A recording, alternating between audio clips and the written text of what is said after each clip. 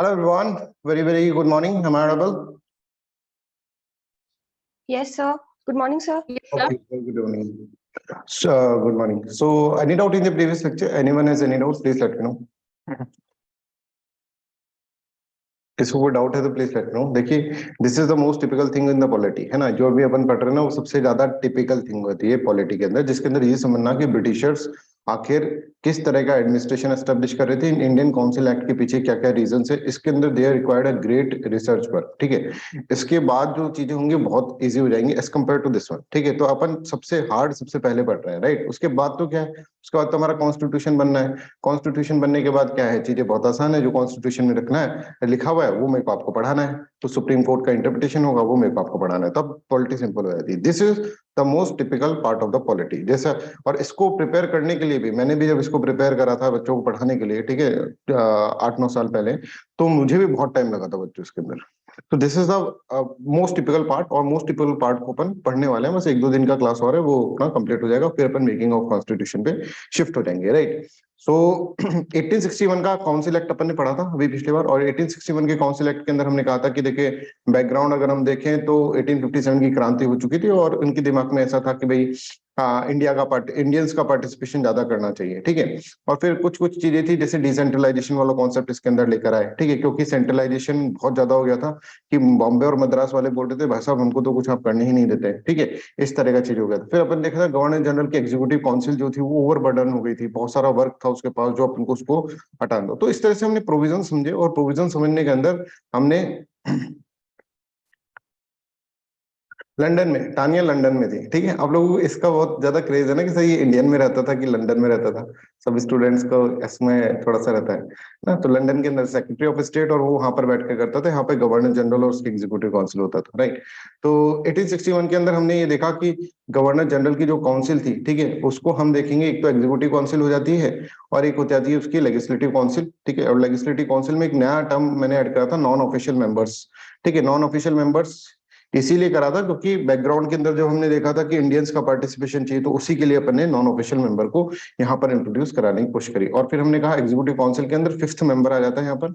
ठीक है, और फिफ्थ मेंबर जो होता है दैट इज व्हाट, कि गवर्नर जनरल के एग्जीक्यूटिव काउंसिल में 5 मेंबर हो गए, फाइनेंस मिनिस्टर भी हो गया। फिर अब देखा कि भाई 5 लोग हो गए, इतने सारे सारे लोग हैं, तो इन सबको काम बांट देते हैं। तो किसी को होम दे दिया, किसी को मिलिट्री दे दिया, डिफेंस दे दिया, मतलब है ना, अपने टाइम का डिफेंस। ठीक है, उस टाइम मिलिट्री बोला करते, किसी को लॉ दे दिया, किसी को फाइनेंस दे दिया, और किसी को रेवेन्यू दे दिया, है ना। इस तरह से portfolio distribution, this is known as portfolio distribution. जैसे प्रधानमंत्री जो होते हैं, जैसे मोदी जी ने जब शपथ ली, तो उन्होंने फिर पोर्टफोलियो डिस्ट्रीब्यूशन करा कि कौन होम मिनिस्टर बनेगा, कौन डिफेंस मिनिस्टर, कौन लॉ मिनिस्टर, कौन फाइनेंस मिनिस्टर, इस तरह से कौन बनेगा। इस तरह की चीजें हमने इसके अंदर करी। फिर हमने देखा कि एक और पब्लिक एडमिनिस्ट्रेशन का जो था, पब्लिक एडमिनिस्ट्रेशन पब्लिक अफेयर्स की जो था, वो 1874 के अंदर आया। तो इस तरह से हम देखेंगे एग्जीक्यूटिव काउंसिल के अंदर पहले, अब यहाँ पर देखो कि हम देखें स्टार्टिंग के अंदर 1773 के अंदर गवर्नर जनरल की एग्जीक्यूटिव काउंसिल जो थी, उसके अंदर 4 मेंबर थे। बहुत लड़े आपस में, भिड़े, लड़ भिड़ के फिर 1784 के अंदर क्या बोला, पिट्स इंडिया एक्ट के अंदर इसके अंदर अपन ने वापस से 3 मेंबर कर दिए। ठीक है, फिर आगे चलकर हम देखेंगे एक लॉ मिनिस्टर आ जाएंगे 1833 के एक्ट के अंदर। ठीक है, तो वापस से यहाँ पर क्या हो जाएंगे, यहाँ पर 4 हो जाएगा। ठीक है, इसके बाद फिर आगे हम देखेंगे कि अब वापस से एक मिनिस्टर और ऐड कर दिया गया, किसके अंदर, 1861 के अंदर। यहाँ पर हो गया 4 + 1 5। ठीक है, जिसके अंदर एक जो है वो क्या है, फाइनेंस मिनिस्टर है। और इसके बाद 1874 के अंदर 4 + 1 प्लस मतलब 5+1। ठीक है, जैसे कि 5 जो थे पहले के, और एक जो है पब्लिक अफेयर्स वाला भी इसके अंदर ऐड कर दी। तो ये सब चीजें आपको इसके अंदर समझ में आनी चाहिए, ऐसे पूछे जा सकते हैं क्वेश्चन। अब आपको सबको दिमाग के अंदर तो क्रिस्टल क्लियर इसके अंदर हो गई, राइट। तो इस तरह से इसके अंदर होता है। फिर हमने कहा था कि भाई इसके अंदर नॉन ऑफिशियल मेंबर्स जो है लेजिस्लेटिव असेंबली के अंदर, लेजिस्लेटिव काउंसिल्स के अंदर। ठीक है, जो इंपीरियल लेजिस्लेटिव काउंसिल थी उसके अंदर क्या है, non official members. Non official members वही है जो ऑफिसर नहीं है, ठीक है, कोई पोस्ट पर नहीं है, बट ऐसे ही है, जैसे जमींदार हो गए। ठीक है, इस तरह के जो लोग थे, जमींदार हो गए, राजा महाराजा हो गए। ठीक है, कुछ लॉयर्स हो गए, राइट। कुछ लोग ऐसे कोई नॉन गवर्नमेंटल ऑर्गेनाइजेशन है उसके लोग हो गए, राइट। इस तरह के जो लोग होते हैं जो कि ब्रिटिशर्स के लॉयल थे, उन लोगों को उन्होंने नॉन ऑफिशियल वाली पोस्ट के अंदर वहां पर जाकर उन्होंने चीजें बढ़ाई। मतलब रिप्रेजेंटेशन तो बढ़ा रहे हैं, पर कोई काम का नहीं है साहब रिप्रेजेंटेशन, बिकॉज वो लोग उनके ही हैं, नॉन ऑफिशियल मेंबर जो है उनके ही हैं। फिर मैं डिसेंट्रलाइजेशन वाला कॉन्सेप्ट समझा था, और ऑर्डिनेंस वाला कॉन्सेप्ट समझ लिया था। इस तरह से हम 1861 के इंडियन काउंसिल एक्ट, अब देखो चार्टर एक्ट तो खत्म हो चुके हैं वहीं पर ना, लास्ट चार्टर एक्ट जो था वो 1853 के अंदर अपन को देखने को मिला था, फिर क्रांति आ गई 1857 की, फिर 1858 का एक्ट, उसके बाद चार्टर नहीं बना। जब या तो गवर्नमेंट ऑफ इंडिया एक्ट बन रहा है या इंडियन काउंसिल एक्ट बन रहा है, ठीक है। जो ये इंडियन काउंसिल एक्ट है, इंडियन काउंसिल एक्ट मतलब government of India act, Indian council act 1861 का, इस तरह से, है ना।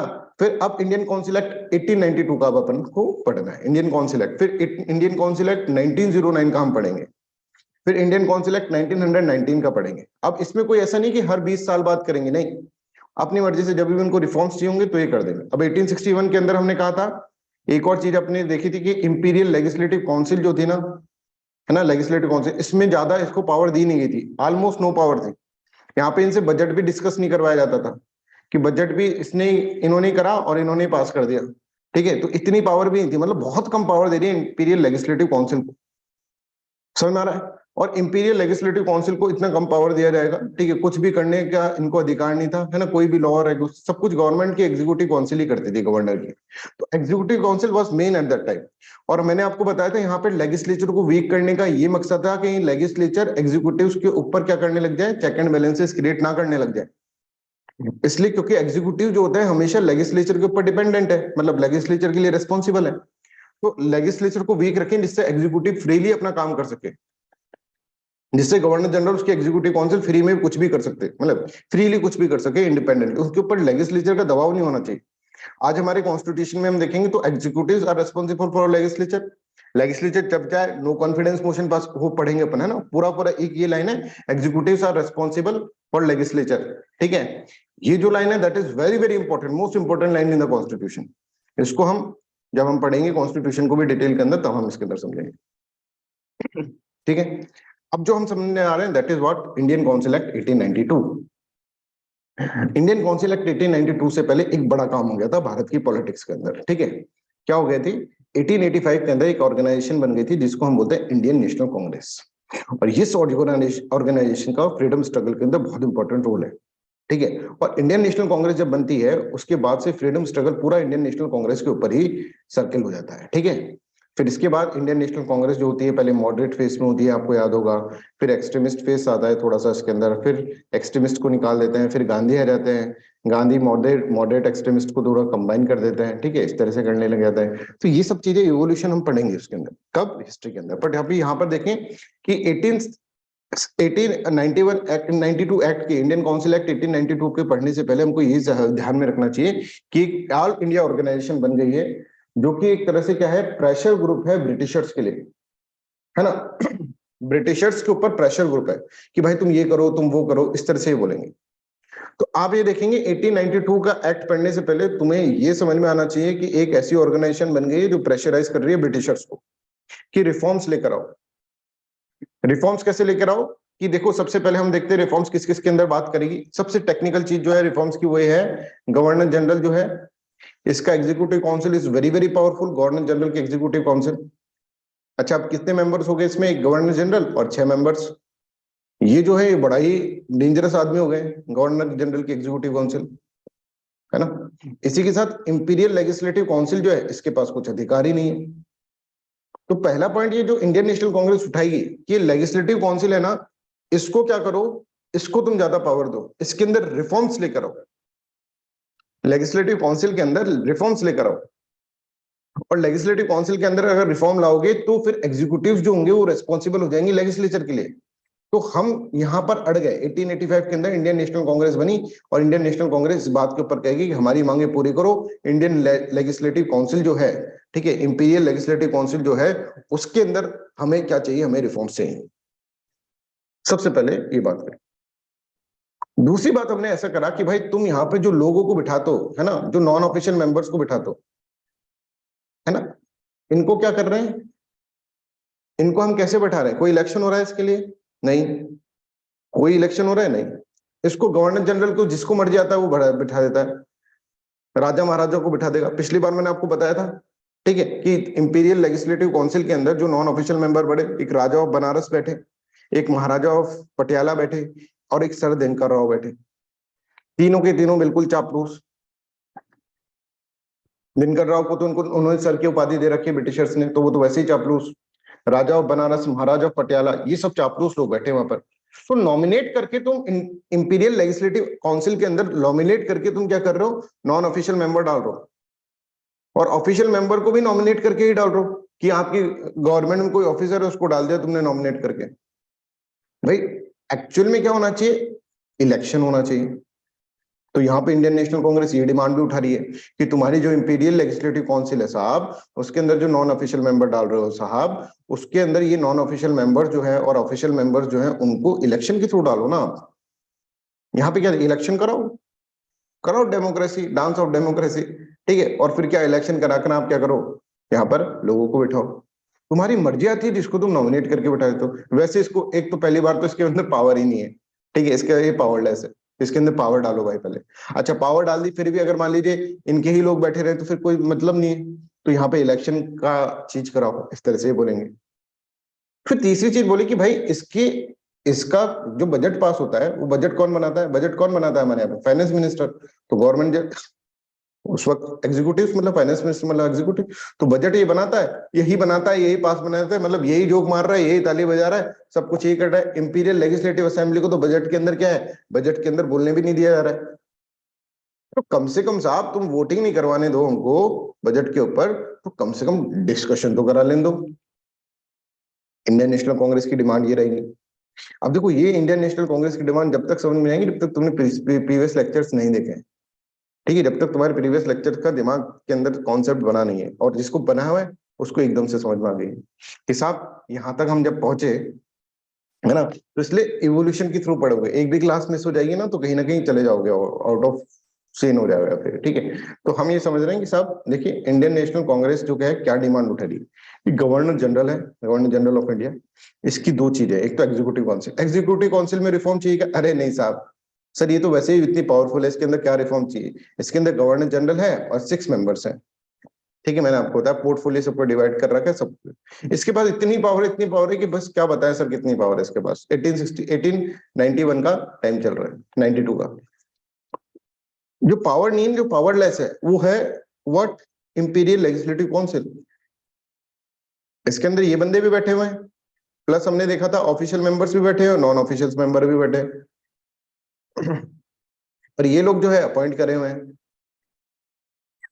अपॉइंटेड वन, ठीक है, हाँ है ना, अपॉइंट करे, नॉमिनेट करे हुए, अपॉइंट भी छोड़ो, नॉमिनेट करे हुए। अपॉइंट तो फिर और भी थोड़ा सा, अपॉइंट तो अच्छा वर्ड है, नॉमिनेट, नॉमिनेट करे हुए कि गवर्नर जनरल ऑफ इंडिया को जिसको पसंद है। तो इन्होंने बोला एक तो इनको नॉमिनेट करने की जगह भाई इलेक्शन से करवा दो, और एक इसके अंदर भाई पावर दे दो थोड़ा सा, ये बेचारे बजट भी डिस्कस नहीं कर पा रहा है, तो इस गरीब की सुन लो, राइट। इस तरह से इंडियन नेशनल कांग्रेस ने डिमांड्स उठाई, और इन्हीं डिमांड्स को मद्देनजर रखते हुए, इन्हीं बैकग्राउंड को मद्देनजर रखते हुए हम provision of Indian council act 1892 पढ़ेंगे। आई होप दिस इज क्लियर। तो यहाँ पर समझिए बैकग्राउंड क्या है, Indian national Congress was formed in 1885, very good sir. One of its demand was the reform in the legislative councils, समझ में आ गया। They also want the principle of election instead of nomination, ये भी समझ में आ गया। Indian national Congress also wanted right to hold discussion on the financial matter, financial matter जो है जैसे बजट है और जो भी फाइनेंस की मैटर है उस पर कम से कम डिस्कशन तो कर लेने दो, है ना, ये इंपीरियल लेजिस्लेटिव काउंसिल को। यहाँ पे तुम इलेक्शन भी नॉमिनेशन के थ्रू, इलेक्शन भी नहीं करा रहे हो, नॉमिनेट भी कर रहे हो, यहाँ पे डिस्कशन भी नहीं करने दो, तो फिर बना क्यों रखे? तो बोलती साहब हमने दिखाने के लिए बना रखे।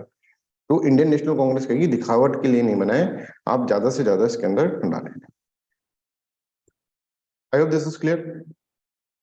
तो सबसे पहला काम जो होगा ना, ये 1891 के 1892 एक्ट के प्रोविजंस के अंदर सबसे पहला काम ये होगा, ये क्या करेंगे, सीट्स बढ़ाएंगे, ठीक है। नॉन ऑफिशियल मेंबर्स जो होंगे ना उनका नंबर बढ़ा देंगे, नॉन ऑफिशियल मेंबर्स का, वही राजा महाराजा जमींदार वाले लोग जो होते थे, जो भी इनके मर्जी आती है, उनकी नॉन ऑफिशियल मेंबर्स जो है उनकी सीट्स बढ़ा देंगे। सेंट्रल, अब देखो सेंट्रल असेंबली में बढ़ाएंगे और प्रोविंशियल लेजिस्लेटिव काउंसिल्स के अंदर भी बढ़ाएंगे, मतलब स्टेट के अंदर भी और सेंटर के अंदर भी, दोनों के अंदर यहाँ पे बढ़ाएंगे। पर ये बात ये ध्यान रखेंगे कि भाई इतने ज्यादा ना हो जाए नॉन ऑफिशियल मेंबर्स, ठीक है, कि ये non official members official members से कहीं ज्यादा ना हो जाए। मतलब अल्टीमेट जो गोल है इनका ये है कि ऑफिशियल मेंबर्स का ही मेजोरिटी रहना चाहिए, कि जब भी वोट पास हो, वोटिंग हो, मान लीजिए किसी भी सेंस के अंदर वोटिंग हो, तो नॉन ऑफिशियल मेंबर्स इतने नहीं हो जाए कि वो वोटिंग के अंदर सरपास कर जाए, मतलब ऑफिशियल मेंबर्स को सरपास कर जाए। तो ऑफिशियल मेजोरिटी तो उन्होंने रखी, और नॉन ऑफिशियल जो रखे उनकी सीट बढ़ाई तो सही, पर इस हिसाब से बढ़ाई कि ये चाहे सारे मिल जाए, है ना, ये चाहे सारे मिल जाए फिर भी ये किसी भी चीज के ऊपर कुछ भी कर नहीं सकते, मतलब इतने ही नंबर है, नंबर ही इतना है इनका, है ना। तो इस तरह से उन्होंने कहा 1892 के अंदर पहली बात यह है नॉन ऑफिशियल मेंबर्स की जो सीट्स है वो बढ़ाएंगे, ठीक है, ज्यादा नंबर्स डालेंगे उसके अंदर, पहले 6 से 12 था, अब इसके अंदर और ज्यादा इंक्रीज करेंगे, ठीक है। अच्छा, दूसरा इलेक्शन इलेक्शन हम चला रहे थे कि भाई इलेक्शन दो, हमें इलेक्शन दो, नॉमिनेशन के थ्रू नहीं, नॉन ऑफिशियल मेंबर्स को नॉमिनेशन के थ्रू नहीं देना है, इलेक्शन के थ्रू देना है। तो इन्होंने डायरेक्ट इलेक्शन तो नहीं कराए, पर इन्होंने एक स्कीम निकाली। स्कीम क्या निकाली? इन्होंने कहा कि देखो उस वक्त लोकल बॉडीज आई गई थी, लोकल बॉडी वाले सिस्टम आ गया था, लॉ और ट्रिपल लेकर आए गए थे, तो लोकल बॉडी के अंदर चीजें हो रही थी। तो लोकल बॉडी के अंदर जो लोग बैठे थे, समझ में आ रहा है, जैसे म्युनिसिपल कमिटीज बन गई थी, डिस्ट्रिक्ट बोर्ड बन गए थे, है ना, इनके अंदर जो लोग बैठे थे ना, और भी बहुत सारी ऑर्गेनाइजेशन जैसे चैम्बर ऑफ कॉमर्स एक थी, चैम्बर ऑफ कॉमर्स मतलब जैसे फिक्की एक ऑर्गेनाइजेशन है वो है ना, इनके अंदर जो दूसरी दूसरी ऑर्गेनाइजेशंस है उनके अंदर जो लोग बैठे थे ना, ठीक है, तो उन लोगों को क्या करा गया, उन लोगों को नॉन ऑफिशियल मेंबर्स के अंदर इलेक्ट करवाया, ठीक है, उन लोगों से इलेक्शन करवाया गया और उन लोगों के अंदर से ही लोगों को क्या करा गया, उन लोगों को यहाँ पर नॉन ऑफिशियल के अंदर बैठा गया, मतलब डायरेक्टली ऐसे नॉमिनेट नहीं करा गया, पर हम कहेंगे इनडायरेक्टली इलेक्शंस यहाँ पर इंट्रोड्यूस करवाए, ठीक है, पर इन्होंने इनडायरेक्टली इलेक्शंस इंक्लूड कराए गए नॉन ऑफिशियल मेंबर्स के लिए, और इन्होंने कहा कि नॉन ऑफिशियल मेंबर्स का नंबर इतना ही रहना चाहिए कि कभी भी हमें सरपास ना करे। तो मतलब उस समय जो चीजें थी, उस समय जो आप देखेंगे डिफरेंट डिफरेंट लेजिस्लेट जो बॉडीज थी, लोकल बॉडीज, ठीक है, उन लोकल बॉडीज के अंदर डिस्ट्रिक्ट बोर्ड्स, म्युनिसिपैलिटीज, यूनिवर्सिटीज के अंदर से ट्रेड एसोसिएशंस, जैसे मैंने आपको बताया ट्रेड, तो उनके अंदर से क्या करा, उनके अंदर से आप देखेंगे यहाँ पर चीजें आएंगी, right. I hope this is clear. Indirect elections होंगे, कोई क्राइटेरिया नहीं है, क्राइटेरिया नहीं होता है नॉमिनेट करने में, कोई क्राइटेरिया नहीं होता, जो अच्छा लगता है वो होता है नॉमिनेट के अंदर, है ना। यही तो हम बोल रहे थे भाई कुछ होना चाहिए ना, या तो इलेक्टेड हो, जैसे हमारे यहाँ पे एमपी एमएलए होते हैं, तो इलेक्शन तो ये लेकर नहीं आएंगे उस वक्त, इनडायरेक्ट इलेक्शंस लेके आएंगे, ठीक है।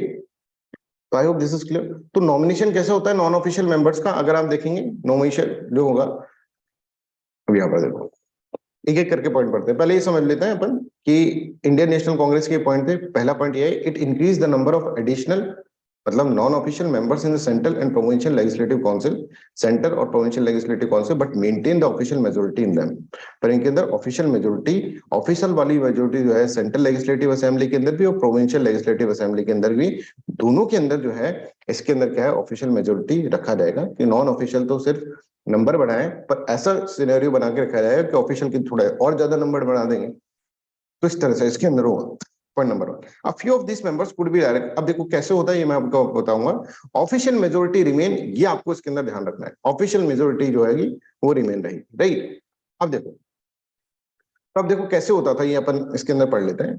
अब सबसे पहले दो चीजें हैं, एक तो जैसे सेंट्रल गवर्नमेंट होता है, जैसे पार्लियामेंट होता है, तो वहां पर सेंट्रल लेजिस्लेटिव असेंबली बोलते थे उसको। एक provincial legislative assembly, provincial legislative assembly जैसे बॉम्बे, मद्रास, ठीक है, कलकत्ता, राइट, पंजाब, NWFP, ये सब चीजें थी, प्रोविंसेस है, जैसे हमारी स्टेट है ना, राजस्थान, पंजाब, हरियाणा, राइट, इस तरह की स्टेट, वहां पे इस तरह की स्टेट्स हुआ करती थी, उनको प्रोविंसेस बोला करते थे बच्चों, ठीक है।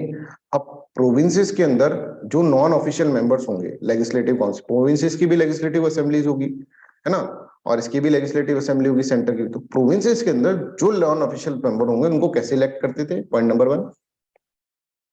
और दूसरा जो है सेंट्रल लेजिस्लेटिव असेंबली के अंदर जो नॉन ऑफिशियल मेंबर्स हुआ करते थे जैसे पार्लियामेंट के अंदर, उनको कैसे अपॉइंट करते थे, पॉइंट नंबर 2, ये अपन को इसके अंदर समझ, ठीक है, समझ आ रहा है?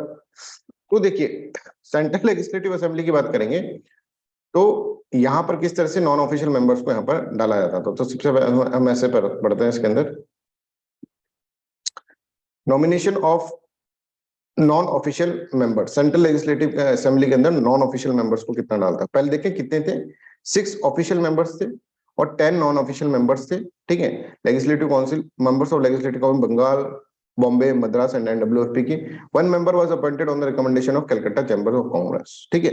अब कैसे देखिए नॉमिनेशन कैसे होता था इनका, ये देखिए नॉन ऑफिशियल मेंबर्स का, by viceroy on the recommendation of provincial legislative councils and Bengal chamber of commerce. तो बंगाल चैम्बर ऑफ कॉमर्स और कलकत्ता चैम्बर ऑफ कॉमर्स मतलब एक जो है ये ऑर्गेनाइजेशन है, ट्रेड एसोसिएशन है।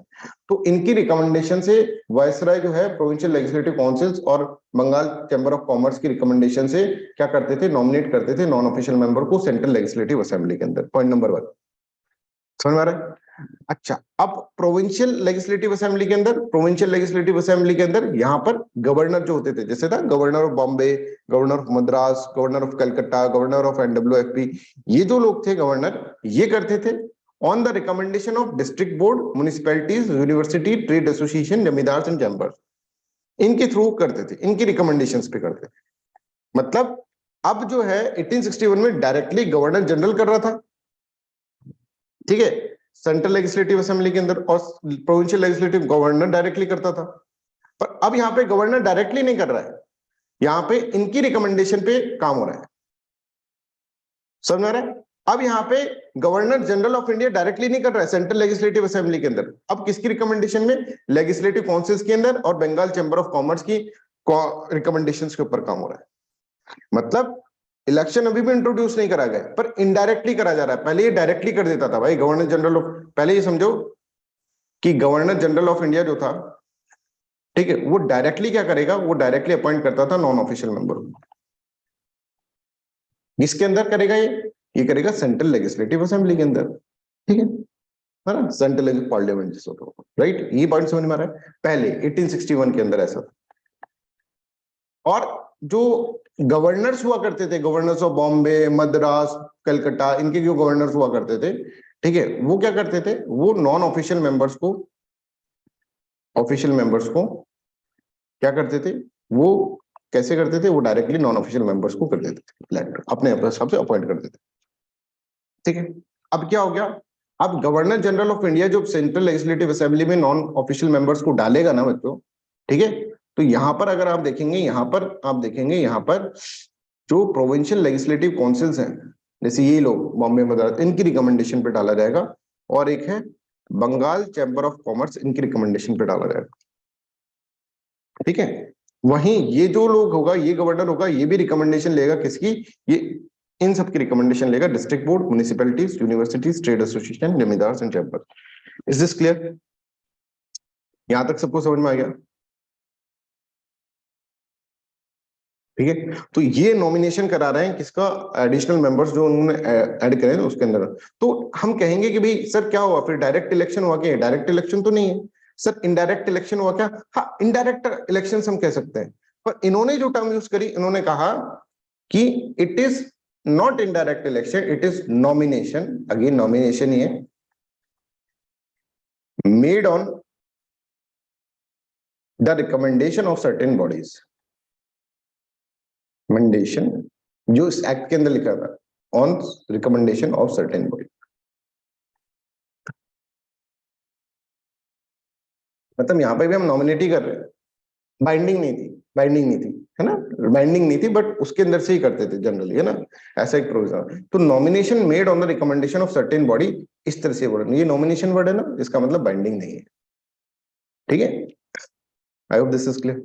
तो यहां पर इस तरह की जब बात हुई, तो उनको अब यहां पर ऐसा बोल सकते हैं कि हाँ सर ये तो है, पर सर अगर देखा जाए तो ये इनडायरेक्ट इलेक्शन ही है, डायरेक्ट नहीं करना है, गवर्नर इनडायरेक्ट कर रहा है, तो इनडायरेक्ट इलेक्शन इसको बोल सकते हैं क्या?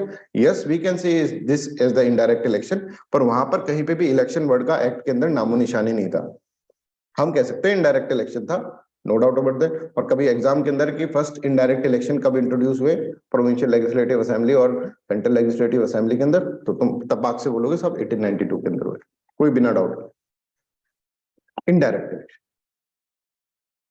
ठीक है। तो आप देखेंगे इनडायरेक्ट इलेक्शन है, बट एक बहुत ही लिमिटेड फॉर्म का इनडायरेक्ट इलेक्शन है, ठीक है। ऐसा नहीं कि लोग है, लोगों ने उनको इलेक्ट करा और फिर वो लोग जो है उन्होंने किसी और को इलेक्ट, ऐसा नहीं है जैसा यहाँ पर इनडायरेक्ट इलेक्शन होता है, वैसा नहीं, है ना। आई होप दिस इज क्लियर। तो यहाँ पर अगर हम देखें, अभी बता देते हैं, एक बार पूरा पढ़ा दो फिर बता देंगे। तो nomination of non official members अपन को समझ में आ गया, ठीक है, सेंट्रल लेजिस्लेटिव असेंबली के अंदर, प्रोविंशियल लेजिस्लेटिव असेंबली के अंदर, ठीक है। तो यहाँ पर देखिए, the act made a limited and indirect provision for the use of election in filling up some of the non official seats, but both in the central and the provincial legislative assembly. तो indirect limited और indirect provision था, इस तरह से हम इसके अंदर सोच सकते हैं, ठीक है। अब देखिए, word election was however not use in the act. Act के अंदर कहीं भी इलेक्शन वर्ड को यूज करा ही नहीं गया था। उन्होंने ये कहा था कि भाई साहब ये नॉमिनेशन ही है made on the recommendation of certain bodies, बस इस तरह से बोला गया था, है ना।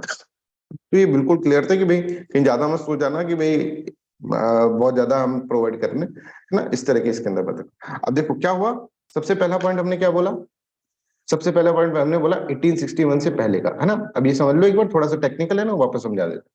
1861 से पहले का क्या सीन चल रहा था साहब? 1861 से 1861 के टाइम पर क्या सीन चल रहा था? 1861 के टाइम पर ये सीन चल रहा था कि सेंट्रल लेजिस्लेटिव असेंबली है, उसके अंदर नॉमिनल, सॉरी, उसके अंदर जो है, उसके अंदर नॉन ऑफिशियल मेंबर्स को अपॉइंट करना है, ठीक है, सेंट्रल लेजिस्लेटिव। यहाँ पे गवर्नर जनरल ऑफ इंडिया जो है वो कहेगा साहब मैं कर दूंगा, कोई टेंशन नहीं है, आई विल डू। बोले किससे पूछोगे? अरे पूछने की काहे की जरूरत है, रिकमेंडेशन किससे लो? अरे किसी की रिकमेंडेशन नहीं, मैं जो बोलूंगा वही सर्वमान्य होगा। ठीक है भाई तू कर दे, ऐसा होता है। अच्छा, अब हम देखें प्रोविंशियल लेजिस्लेटिव असेंबली के अंदर, वहां पर कौन, प्रोविंस के अंदर कौन होगा? गवर्नर, ठीक है, governor of Madras, governor of Bombay, governor, तो गवर्नर जो होगा बोलेगा अरे भाई कोई टेंशन नहीं, आई विल डू। बोले तू किसी की रिकमेंडेशन लेगा भाई? बोले अरे काय की रिकमेंडेशन, छोड़ना है, क्या रिकमेंडेशन, मैं खुद कर दूंगा इलेक्ट। नॉमिनेट ही तो करना है भाई, रामलाल इधर आ, नॉमिनेट हो जा भाई, नॉन ऑफिशियल में एक रामलाल हो गया, श्यामलाल हो गया, मोहनलाल हो गया, ऐसे कर देते। ठीक है, जनरल यहाँ पर governor general of India viceroy जो है वो कर देते थे। ठीक है, तो इस तरह से हम देखेंगे तो ये क्लियर कट आपको समझ में आना चाहिए 1861 से पहले का।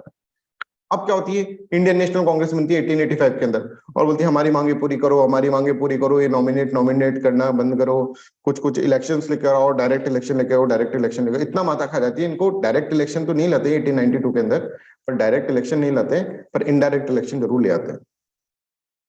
इनडायरेक्ट इलेक्शन जरूर ले आते हैं, इसका मतलब क्या होता है? इसका मतलब जो होता है, जो बॉडीज है, ये क्या होगा, गवर्नर जनरल ऑफ इंडिया, ठीक है, और वाइसराय, ये क्या करेगा, ये किसको इलेक्ट करेगा? ये कहेगा कि मेरे को रिकमेंडेशन दो, हे लेजिस्लेटिव असेंबलीज मेरे को रिकमेंडेशन दो, ये रिकमेंडेशन देते भाई ये 25 नाम है, ठीक है। फिर Bengal chamber of commerce of Calcutta या फिर बंगाल चैम्बर ऑफ कॉमर्स जो है उससे पूछते थे कि तुम ट्रेड रिप्रेजेंटेटिव्स हो, ट्रेड रेट का कुछ किसी का रिकमेंडेशन देना है क्या? तो ये दो नाम ये दे देते थे। अब इसके अंदर से गवर्नर जनरल ऑफ इंडिया क्या करता था, यहाँ पे नॉन ऑफिशियल मेंबर्स को, अब डायरेक्टली नहीं कर रहा, इनडायरेक्टली इस तरह से कर रहा। I hope this is clear to everyone. ठीक, यहाँ पर ये क्या कर रहा है, ये कह रहा है कि भाई मैं ना क्या करता हूँ, मैं कहाँ से किसी की रिकमेंडेशन लूँ, किसकी रिकमेंडेशन लूँ, किसकी रिकमेंडेशन लूँ, ये सोचता रहता है। तो ये सोचता है कि मैं क्या करता हूँ, मैं यहाँ पर हमारा जो डिस्ट्रिक्ट बोर्ड है, क्योंकि यहाँ पर पहले जो स्टेट के अंदर लोकल बॉडीज तो बनी गई थी, ठीक है, लॉर्ड रिपन के टाइम पर, राइट, आप है ना, लॉर्ड रिपन के टाइम पे लेजिस्लेटिव जो अपन जब वो पढ़ेंगे ना 73-74 कॉन्स्टिट्यूशनल अमेंडमेंट, उसमें बताऊंगा डिटेल के अंदर कैसे बनी थी, राइट। डिस्ट्रिक्ट बोर्ड हो गया, म्युनिसिपैलिटीज हो गई, ठीक है, ये जो जमींदार हो गए, कुछ जमींदार, ठीक है, जो इनके लॉयल से, इनकी रिकमेंडेशंस पे, या फिर चैम्बर ऑफ कॉमर्स जो हो गया उसकी रिकमेंडेशन पे, इन सब की रिकमेंडेशंस पे हम क्या करेंगे, इन सब की रिकमेंडेशंस पे हम जो ट्रेड एसोसिएशंस, यूनिवर्सिटीज की रिकमेंडेशन पे हम जो हो गए नॉन ऑफिशियल मेंबर्स को लेकर। नेहा, अब आई थिंक अब ये क्लियर हो गया नेहा, इज दिस क्लियर? सभी बच्चों को क्लियर हो गया? तो इस तरह का यहाँ पे प्रोविजन करा। तो इनसे पूछा गया कि भाई ये क्या इनडायरेक्ट इलेक्शन है? बोले नहीं। तो क्या डायरेक्ट इलेक्शन है? मूर्खों, नहीं, बिल्कुल डायरेक्ट इलेक्शन भी नहीं है, इनडायरेक्ट है, नहीं। तो इन्होंने क्या लिखा आपने, ये बोला ये नॉमिनेशन ही है, पर हम किसी recommendation, based on the recommendation of certain bodies, ये उन्होंने टर्म यूज करी। तो यहाँ पर देखिए, यहाँ पर इन्होंने क्या टर्म्स यूज करी है, इन्होंने कहा है कि रिकमेंडेशन है बेस्ड ऑन द सर्टेन, मतलब नॉमिनेशन है based on made on the certain recommendations of, made on the recommendations of certain bodies. ठीक है, अभी भी कोई डाउट है? नेहा, क्लियर है तुमको? Anybody has any doubt, please ask me.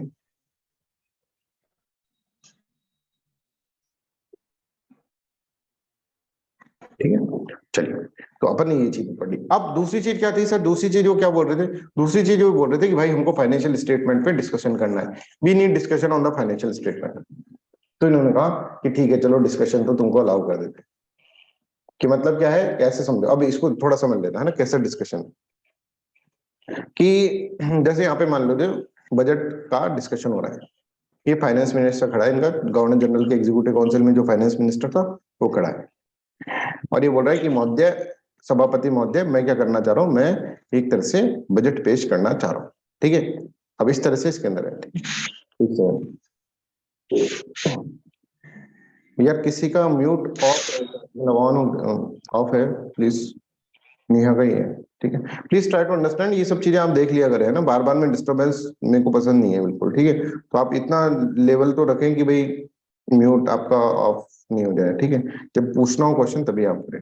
चलो, तो यहाँ पर ये समझो कि ये जो पर्सन है ना, ये जो पर्सन है, हाँ चलो back to the thing, finance minister जो होगा ना, फाइनेंस मिनिस्टर ये बजट पेश कर कि सभापति महोदय मैं बजट पेश करना। अब यहाँ पे लेजिस्लेचर्स बैठे सारे। ठीक है, पहले तो इनको मुंह पे पहले तो ये कैसे बैठे थे, मुंह पे उंगली रख के, बोलना ही नहीं है, जाओ बोल दिए तो बाहर कर देंगे ये लोग, है ना। अब इनसे बोल दिया कि भाई तुम बोल सकते हो, है ना। 1861 में हमने कहा था देयर इज नो डिस्कशन कि लेजिस्लेटिव असेंबली, 1861 के एक्ट के अंदर हमने पता था लेजिस्लेटिव काउंसिल को उसको पावर ही नहीं थी, इवन वो डिस्कस भी नहीं कर सकते बजट को, कोई एग्जीक्यूटिव के कोई एक्शन के ऊपर बात भी नहीं कर सकते थे, है ना।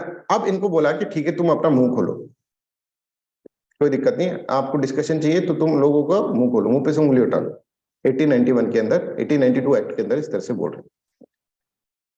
ठीक है, और ये समझ लेना एक बात, ये फाइनेंस मिनिस्टर जो बोलेगा ना, उसका जो डॉक्यूमेंट होगा दैट इज अनअल्टरेबल डॉक्यूमेंट, मतलब उसके अंदर कोई चेंजेस तो कर ही नहीं सकते। सोचना मत कि हम बोल बोल के चेंजेस करवा देंगे, नहीं, ये तो बन चुका है, ये तो बस फॉर्मेलिटी हो रही है, ये बन चुका है, इसके अंदर कोई चेंजेस होंगे ही नहीं। गवर्नर जनरल के एग्जीक्यूटिव काउंसिल ने पास कर दिया, पास कर दिया, इसके अंदर कोई चेंजेस नहीं होंगे। हाँ, तुम्हारे मन में कोई शंका है, इनसे पूछते थे, बोले हाँ सर हमारे मन में शंका है, तो इसने बोला कि भाई साहब कि मेरे मन में एक शंका है कि इस बजट के अंदर ऐसा होना चाहिए, ऐसा होना चाहिए, यस सर, चल बैठ जाओ।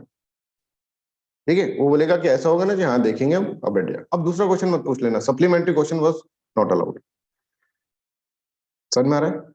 तो बजट का डिस्कशन करने का तो बहुत ही लिमिटेड सेंस के अंदर, सप्लीमेंट्री क्वेश्चंस भी इसमें पूछने लायक इनको नहीं, बस ये बोल सकते थे क्या साहब ऐसा लगता, हाँ इस बजट में कोई चेंज नहीं होगा, इस बजट में एक वर्ड का चेंज नहीं होगा, हाँ अगले साल देख सकते हैं, अगले साल में हो सकता है चेंज। तो आप देखेंगे कि बजट के ऊपर बोलने के लिए बोला तो सही डिस्कशन, पर डिस्कशन भी देखो कितना पॉइंटेड और कितना लिमिटेड डिस्कशन है।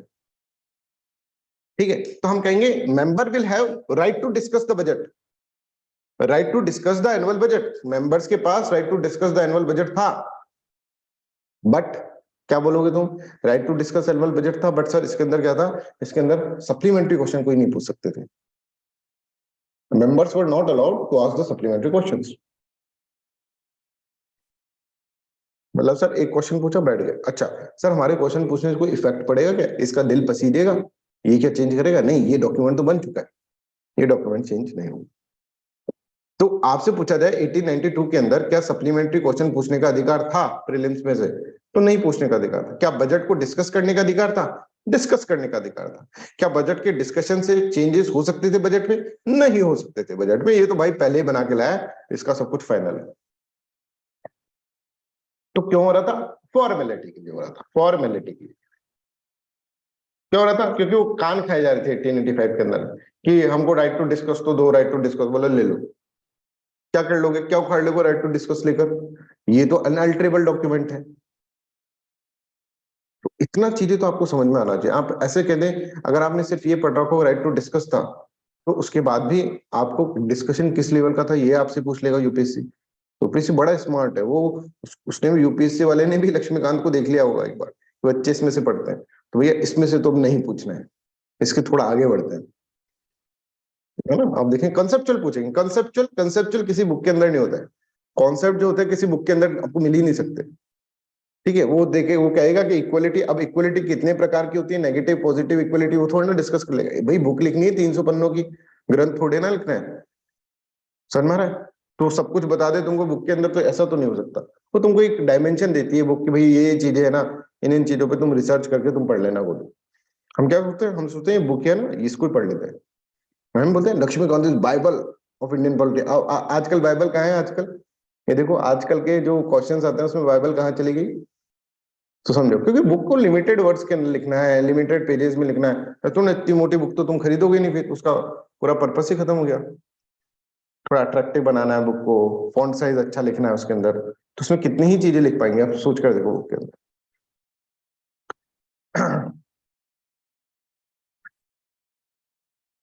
एसओएस कौन है भाई? Pooja, secretary of state, secretary of state ना। तो वो तो एक्ट तो सब कुछ पार्लियामेंट से ही बन रहा है। पार्लियामेंट में उनकी पार्लियामेंट बैठती है, वो पास करती है वो सब चीज। यहाँ तो क्या है, यहाँ पर एक तरह से क्या हो रहा है, यहाँ पे चीजें हो रही है और बजट जो हो रहा है वही बन रहा है। समझ में रहा है? बजट बजट सब चीजें वो है सर। राइट, तो हाँ बिल्कुल एसओएस के अंदर बिल्कुल सही बोल रहे हो, ठीक है। तो वहां पर पार्लियामेंट जो हो रही है उस तरह की चीजें होती है, राइट। पर यहाँ पर जो है, यहाँ पर फिर डिस्कशंस होगा, इसके अंदर चेंजेस हो सकते हैं, चेंजेस होके फिर वो कर सकते हैं, राइट, गवर्नर के एग्जीक्यूटिव काउंसिल्स को। पर ये लेजिस्लेटिव असेंबलीज जो है, लेजिस्लेटिव काउंसिल जो है, वो कुछ नहीं कर सकते। लेजिस्लेटिव काउंसिल सिर्फ डिस्कस करने की इतनी ही पावर इसको अंदर दी है। अब हम इसके अंदर एक बार पढ़ लेते हैं, फिर आपको ज्यादा अच्छे से समझ में आएगा। ये देखो, members were given the right to discuss the annual budget, बिल्कुल सही बात है sir, but they could not neither vote तो छोड़ो सर, और it nor move a motion to amend it। amend करने की तो छोड़ो सर, supplementary question भी नहीं पूछ सकते। were not allowed to put the supplementary questions or discuss the answers। कि आपने पूछा, उसने आंसर दे दिया, बस अब चुपचाप बैठ जाओ मुंह पे उंगली रख के। बोले मेरे सर मेरे क्रॉस क्वेश्चनिंग हो रही है। बोले घर पे जाकर कर लेना क्रॉस क्वेश्चनिंग घर वालों से, यहाँ पे नहीं करोगे। सप्लीमेंट्री क्वेश्चंस या फिर डिस्कस जो होता है आंसर्स को डिस्कस करें, इस तरह की चीज नहीं रखते थे, राइट। दूसरी चीज जो है, दूसरी चीज अगर हम देखेंगे यहाँ पर discussion on annual financial statement के अंदर देखिए, besides discussing the legislative proposals, the financier was allowed to discuss the annual financial statement present by the government। however, the financial statement was presented as an unalterable document। ठीक है, members could only present their observations which could have influence on the budget in the subsequent year। आने वाले समय पर ये वाला budget में तो कोई चेंज नहीं होगा सर। ठीक है, तूने बोला तेरी बात तो अच्छी लग रही है, पर अब तो ये तो बन गया। सॉरी सर, ये कर भी क्यों रहे थे फिर डिस्कशन, ऐसे ही बस, है ना, फॉर्मेलिटीज के लिए कि हम देखो डिस्कशन भी करवाते हैं legislative assemblies. I hope this is clear to everyone, यहाँ तक सबको क्लियर है। तो this was about the Indian council act 1891।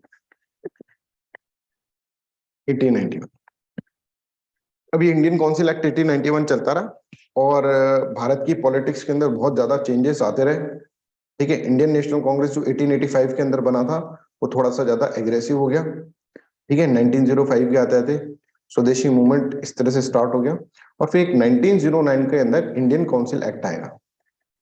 अब इंडियन काउंसिल एक्ट 1909 से पहले पढ़ने से पहले मेरे को तुमको कुछ मॉडर्न हिस्ट्री के कॉन्सेप्ट बताने पड़ेंगे। ठीक है, मॉडर्न हिस्ट्री के थोड़े बहुत कॉन्सेप्ट बताने पड़ेंगे, उसके बाद में इसके अंदर ये आपको पढ़ा सकता हूँ। तो इंडियन काउंसिल एक्ट 1909 के अंदर जाने से पहले आप ये देखें कि 1905 के अंदर एक मूवमेंट चला भारत के अंदर। ठीक है, जिसको आप कह सकते हैं कि पहला ऐसा मूवमेंट चला था, ऑर्गेनाइज्ड मूवमेंट। ठीक है, जिसके अंदर ऐसा बोला गया था, उसमें ऐसा बोला गया था कि बंगाल, मतलब एक ब्रिटिशर्स के द्वारा एक प्रपोजल दिया गया था कि बंगाल के दो टुकड़े कर देंगे, बंगाल के दो टुकड़े कर देंगे हम, एक बना देंगे बंगाल और एक बना देंगे ईस्ट बंगाल। ये ईस्ट बंगाल बन जाएगा, बंगाल बन जाएगा। इसकी ढाका कैपिटल होगी और इसकी जो कैपिटल होगी that will be the Calcutta. ऐसा हम कर देंगे। अब हमारे लोग भड़क गए, क्योंकि देखो बंगाल जो था ना, बंगाल वो इंटेलेक्चुअल की भूमि बोला जाता था पहले। ठीक है, वहां पर इंटेलेक्चुअल की भूमि बोला जाता, मतलब वहां पे बहुत सारे इंटेलेक्ट, बनर्जी, चटर्जी, ठीक है ना, बाबू मुशाय टाइप के लोग। ठीक है, वो सारे जो लोग थे ना, ये बहुत पढ़ेंतरी लोग हैं बंगाल के अंदर। बंगाल का अभी की स्थिति तो मैं कमेंट नहीं करना चाह रहा, पर उस टाइम पे बंगाल के अंदर इंटेलेक्चुअलिटी की कमी नहीं थी। मतलब लोग बाग छोटे मोटे एग्जाम की देखते नहीं थे, सीधे हम आईसीएस करेंगे, इंडियन सिविल सर्विसेज, जब इंडियनाइजेशन हो गया सिविल सर्विस। ठीक है, बहुत सारे इंटेलेक्चुअल लेवल दिए, है ना, और वहां के लॉयर्स और ये सब चीजें, वो लोग बहुत ज्यादा इंटेलेक्चुअल्स थे। और उनके अंदर उन लोगों ने एक नेशनलिज्म की फीलिंग जनरेट हो गई थी उन सबके अंदर।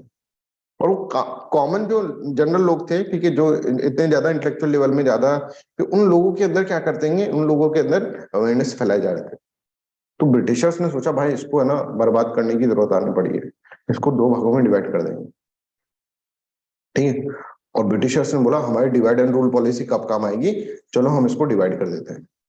और इन्होंने क्या करा, अब देखो ये मैं डिटेल के अंदर नहीं बता रहा, ये अपन वर्ल्ड हिस्ट्री के अंदर, वो सॉरी इंटरनेशनल रिलेशन वाले स्टूडेंट्स को तो बता ही रखा है, अपन मॉडर्न हिस्ट्री के अंदर पढ़ेंगे, राइट।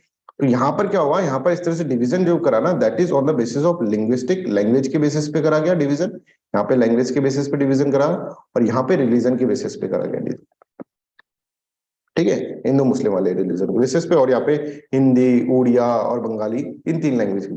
क्या इस तरह से जब ये डिस्ट्रीब्यूशन हुआ तो यहाँ पर ये फॉल्ट लाइंस यहाँ पर जनरेट हो जाएंगी, और इसके कारण ये पता चल जाएगा कि भाई ये जो है ना, ये एक्चुअल में बंगाल को टुकड़ों में इसलिए बांट रहे हैं जिससे कि बंगाल की जो यूनिटी है, बंगाल के अंदर जो नेशनलिज्म जनरेट हो रहा है, ठीक है, बंगाल के अंदर जो क्रांति जनरेट हो रही है, इससे ब्रिटिशर्स घबरा गए साहब। ब्रिटिशर्स इससे क्या है, ब्रिटिशर्स इससे घबरा गए, और ब्रिटिशर्स नहीं चाहते कि ये सब चीजें हो सिस्टम के अंदर, ठीक है। तो ब्रिटिशर्स ये हमारी यूनिटी तोड़ना चाह रहे हैं, और यहाँ पे anti Bengal partition movement start हो, ठीक है। अब ये बहुत बड़ा मूवमेंट है, इसके अंदर बहुत सारे डायमेंशंस है, बहुत ही सारे डायमेंशंस है, ठीक है। और इवन द पाकिस्तान का क्रिएशन का भी डायमेंशन यहाँ पे छुपा हुआ है, ठीक है। पर मैं जब आपको मॉडर्न हिस्ट्री पढ़ाऊंगा तो डिटेल के अंदर ये पढ़ाऊंगा, अभी तक के लिए इतना ही है ना। अभी देखिए 1905 के अंदर बंगाल मूवमेंट जब हुआ तो इस तरह की चीजें यहाँ पर इंट्रोड्यूस हुई, राइट। अब यहाँ पर क्या होगा, एक बात बिल्कुल ध्यान सुनना, यहाँ पर एक इंपॉर्टेंट बात होगी क्या, कि यहाँ पर है ना, एक तो थे कांग्रेस के अंदर 2 धड़ थे, एक थे मॉडरेट्स, ठीक है, और एक थे एक्सट्रीमिस्ट। ओके सर, एक तो मॉडरेट्स होंगे, एक्सट्रीमिस्ट होगा। मॉडरेट्स थे नरम दल, है ना। अब ये क्या थे इनकी, देखो फिलोसफी समझने के लिए थोड़ा में समय चाहिए होगा, बट वो फिर अपन ज्यादा ही समय लग जाएगा, इसलिए नरम दल और गरम दल ऐसे समझो, ये इस तरह से। मॉडरेट्स वाले ग्रुप जैसे फिरोज शाह मेहता, ठीक है, सुरेंद्र नाथ बनर्जी, ये लोग। यहाँ पे जैसे लाल बाल पाल, लाल, है ना, बाल पाल, लाला लाजपत राय, विपिन चंद्र पाल, ठीक है, बाल गंगाधर तिलक, अरबिंदो, अरबिंदो, इन लोगों का अलग आइडियोलॉजी था और इन लोगों का अलग आइडियोलॉजी था। ये चाहते थे कि जो है ना मूवमेंट, जब बंगाल का मूवमेंट बने, बहुत शॉर्ट में बता रहे हैं, ठीक है, बहुत डिटेल के अंदर पढ़ाते हैं मॉडर्न हिस्ट्री के अंदर इसको। और यहाँ पर ये देखो, ये चाहते थे कि बंगाल का जो नेशनल मूवमेंट है ना, वो मूवमेंट है ना, वो नेशनल मूवमेंट बने। ये बोलते थे कि नहीं साहब, अभी इतना नहीं है हमारे पास, हम अंग्रेजों से इतना फाइट नहीं कर सकते, हेड ऑन नहीं आ सकते। तो ऐसे करके बहुत सारी चीजें थी, बहुत सारी डायमेंशंस के अंदर कि स्वदेशी मूवमेंट कहां तक जाएगा, ठीक है, किस किस तरह के और प्रोविजंस होने, इस एक्सट्रीमिस्ट और मॉडरेट्स के अंदर एक तरह से खटास बढ़ गई थी, ठीक है। और जो कांग्रेस जो थी उसके अंदर ये खटास हो गई थी इतनी ज्यादा, इस तरह से। अब ब्रिटिशर्स जो है ना, ब्रिटिशर्स वो सोचेंगे यार इधर डिवाइड एंड रूल पॉलिसी लगाने का टाइम आ गया। बोले अच्छा है, मॉडरेट्स और एक्सट्रीमिस्ट, कांग्रेस आपस में बढ़ रही है, मॉडरेट्स और एक्सट्रीमिस्ट बढ़ रहे हैं। 1885 के अंदर बनी थी, बहुत कान खाए थे इसने, जब जाके 1892 के अंदर में कोई वो चीजें करनी पड़ी। अभी इसका ना, इसका दिमाग खराब, मतलब क्या यहाँ पर क्या हो रहा है कि अपने आप ही टूट रही है, तो बढ़िया है।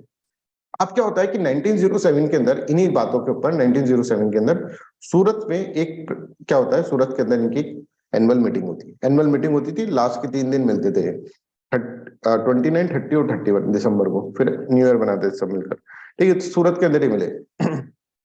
और जब सूरत के अंदर जब ये मिले ना, तो यहाँ पे मॉडरेट्स और एक्सट्रीमिस्ट के अंदर लड़ाई हुई। और लड़ाई भी ऐसी नहीं हुई कि भैया तूने ऐसे कर दिया यार, तू ऐसे ऐसे, कुर्सियां उठा उठा के मार रहे हैं एक दूसरे के ऊपर, समझ में आ रहा है। फिरोज शाह मेहता के कान के पास से जूता निकलता है, ठीक है, कोई जूता फेंक देता है उसके ऊपर, समझ में आ रहा है। वहां पर कुर्सियां उठा उठा के मार रहे हैं, बुरी तरह से पीट रहे हैं एक दूसरे को। सूरत स्प्लिट, है ना, इसको बोलते हैं अपन सूरत स्प्लिट, ये भी डिटेल में पढ़ाएंगे मॉडर्न हिस्ट्री। समझ में आ रहा है, आई होप दिस इज क्लियर। तो ऐसा नहीं, तो यहाँ पे सूरत स्प्लिट होता था 1907 के अंदर। और 1907 के अंदर मॉडरेट्स जो होते हैं कसम खा लेते हैं इन एक्सट्रीमिस्ट के साथ काम ही नहीं करना, कि आदमी खराब है ये सब लोग, ये लाल बाल पाल, अरविंदो, ये सब आदमी खराब है। मॉडरेट्स जो है ना, वो क्या करते हैं, एक्सट्रीमिस्ट के अगेंस्ट में हो जाते हैं बहुत बुरी तरह, क्या मैं बात ही नहीं करनी इनसे, इनको कांग्रेस से बाहर निकालो भाई, अभी कभी बाहर निकाल दो इनको कांग्रेस से। और जो फिरोज शाह मेहता होता है वो तो बोलता है मेरे तो कान के पास से जूता गया है, ठीक है, ये असली इंसिडेंट बता रहा हूँ आपको, ठीक है। तो आप इन लोगों को बाहर निकालो, expel them out of the commoners, हमें जरूरत ही नहीं है ऐसे लोगों की। गरम गरम दल करते करते जूते फेंक रहे हैं, ऐसे लड़ रहे हैं असभ्य लोगों की तरह। यहाँ पे सबसे ज्यादा मजा मॉडरेट्स को नहीं आ रहा है, एक्सट्रीमिस्ट को नहीं आ रहा है, यहाँ से सबसे ज्यादा मजा आ रहा है ब्रिटिशर्स को। बोले लड़ो लड़ो, मजा आ रहा है यार, लड़ाई देखने में मजा आ रहा है। और ब्रिटिशर सोचेंगे कि अब हम क्या करते हैं, अब हम अपनी डिवाइड एंड रूल पॉलिसी लगाते हैं। तो डिवाइड एंड रूल पॉलिसी का ब्रिटिशर्स का क्या है ये समझने, कि मॉडरेट्स और एक्सट्रीमिस्ट लड़ मरे, ठीक है। इसके अंदर 1907 के अंदर सूरत स्प्लिट के अंदर ठीक है, सूरत के अंदर। तो अब ब्रिटिशर्स क्या करेंगे, ब्रिटिशर्स सोचेंगे ये दो भाई थे, ठीक है, दोनों मिलकर बहुत हमारे कान खा रहे थे, अब ये दोनों लड़ गए, अब हमें क्या करना चाहिए, अब हमें यहाँ पे मौके का फायदा उठाना चाहिए। मौके का फायदा कैसे उठाएगा, ये देखो ये ब्रिटिशर्स से हो रहा है। ब्रिटिशर्स मॉडरेट के पास जाएगा, भाई मॉडरेट तू तो यार बहुत ही अच्छा आदमी है ना, तू तो इतना सभ्य आदमी है, बिल्कुल सिविलाइज्ड आदमी है, ऐसे हमसे जब पिटीशन फाइल करता है तो बोलता है डियर सर डियर मैडम, कैसे कर करके बात करता है, तू कितना अच्छा आदमी है, कितना सच्चा आदमी है, लड़ता भी नहीं है, गांधीयन प्रिंसिपल को फॉलो करता है, गांधी नहीं है उससे पहले तो प्रिंसिपल को फॉलो करने लग गया, वाह भाई वाह, मजा आ गया। बोले चाहते क्या हो, बोले हम तुम्हारे साथ हैं। ब्रिटिशर्स ने बोला तुम कॉन्स्टिट्यूशनल मेजर्स अपनाकर तुम चीजों को कर रहे हो, तुम पिटिशन फाइल कर रहे हो, तुम चाहते हो रिफॉर्म्स है, हम तुम्हें रिफॉर्म देंगे, हम तुम्हें वादा करते हैं कि हम रिफॉर्म देंगे। ये लो एक कैरेट, एक कैरेट, कैरेट मतलब गाजर, तो इनको तो इन्होंने गाजर दे दी मॉडरेट्स को, और यहाँ पे एक्सट्रीमिस्ट के पीछे डंडा लेकर भागे कि चल भैया बाल गंगाधर तिलक, चल भैया जेल में चल, मंडले जेल के अंदर भेज दिया उनको। ठीक है, लाला लाजपत राय निकल लिए उधर से, सोचा कि भाई यहाँ पे दिक्कत हो रही है, अरविंदो को उठा के डाला जेल के अंदर, कॉन्स्पिरेसी के अंदर खड़ा। अब ये पहले भी इन लोगों को पहले भी ये लोग पकड़ने की सोच रहे थे, पर जैसे पकड़ने आते थे ना ब्रिटिशर्स, मॉडरेट छाती खोल के आ जाते, मेरे भाई को हाथ लगा दिया तो देख लेना। ठीक है, अब मॉडरेट्स आ ही नहीं रहे, अब ये एक्सट्रीमिस्ट अकेले पड़ गए, उनको उठा उठा के ये क्या कर रहे हैं, जेलों में डाल रहे हैं। एक्सट्रीमिस्ट को दिया स्टिक और मॉडरेट्स को दिया कैरेट कि हम तुमको कॉन्स्टिट्यूशनल रिफॉर्म देंगे in the form of 1909 carrot, और इस पॉलिसी को बोला गया carrot and stick policy. I hope this is clear to everyone, carrot and stick policy. तो ये एक बैकग्राउंड है ना, दिमाग के अंदर होना चाहिए। अभी मैं तुमको पूरा नहीं बताऊं, ठीक है, ऑब्वियसली मॉडर्न हिस्ट्री में पढ़ेंगे, एक डेढ़ क्लास में या फिर दो क्लास के अंदर ये चीजें, बंगाल जो मूवमेंट होता है पूरा चलता है, ठीक है, वहां से लेकर सूरत स्प्रिट से लेकर फिर रिवोल्यूशनरी एक्टिविटीज तक वहां तक आता है, वो अपन जब मॉडर्न हिस्ट्री पढ़ेंगे। ठीक है, मैं ऐसे करूंगा पॉलिटी खत्म करते फिर आपकी मॉडर्न हिस्ट्री स्टार्ट कर दूंगा, तो आपको वो लिंकेज पूरा का पूरा बढ़ जाएगा ना। नेक्स्ट जो क्लास अपन मॉडर्न हिस्ट्री की ले लेंगे, right. I hope this is clear to everyone, यहां तक सबको क्लियर है? Any doubt you can ask me. ठीक है, तो 1909 का जब इंडियन काउंसिल एक्ट आएगा तो वो इस दिमाग से बनाया जाएगा कि भाई इनकी मॉडरेट्स की है ना, को कैरेट हम दे रहे हैं, ठीक है, और इसको बोला गया carrot and the stick policy. देखिए growing nationalism has to be suppressed by the carrot and the stick policy, Britishers के दिमाग में चल रहा है, और उनको पता है कि मॉडरेट्स को खुश करना होगा, एक्सट्रीमिस्ट को तो हम पीटेंगे बुरी तरह से, स्टिक देंगे इनको तो, और मॉडरेट्स को हम देंगे कैरेट गाजर। और मॉडली मिंटो कहेंगे कि हम तुमको कुछ रिफॉर्म्स, हम कुछ रिफॉर्म सजेस्ट करते हैं, और उन रिफॉर्म्स के अंदर, मॉडलिमेंटो के रिफॉर्म्स के अंदर आप देखेंगे that is known as Indian council act 1909, इसको बोलते हैं मॉडलिमेंटो रिफॉर्म्स भी इसके अंदर बोलते हैं। जस्ट गिव मी सेकंड, है ना, 1 मिनट का ब्रेक दीजिए, some important call is coming, ठीक है, just give me break of 1 minute.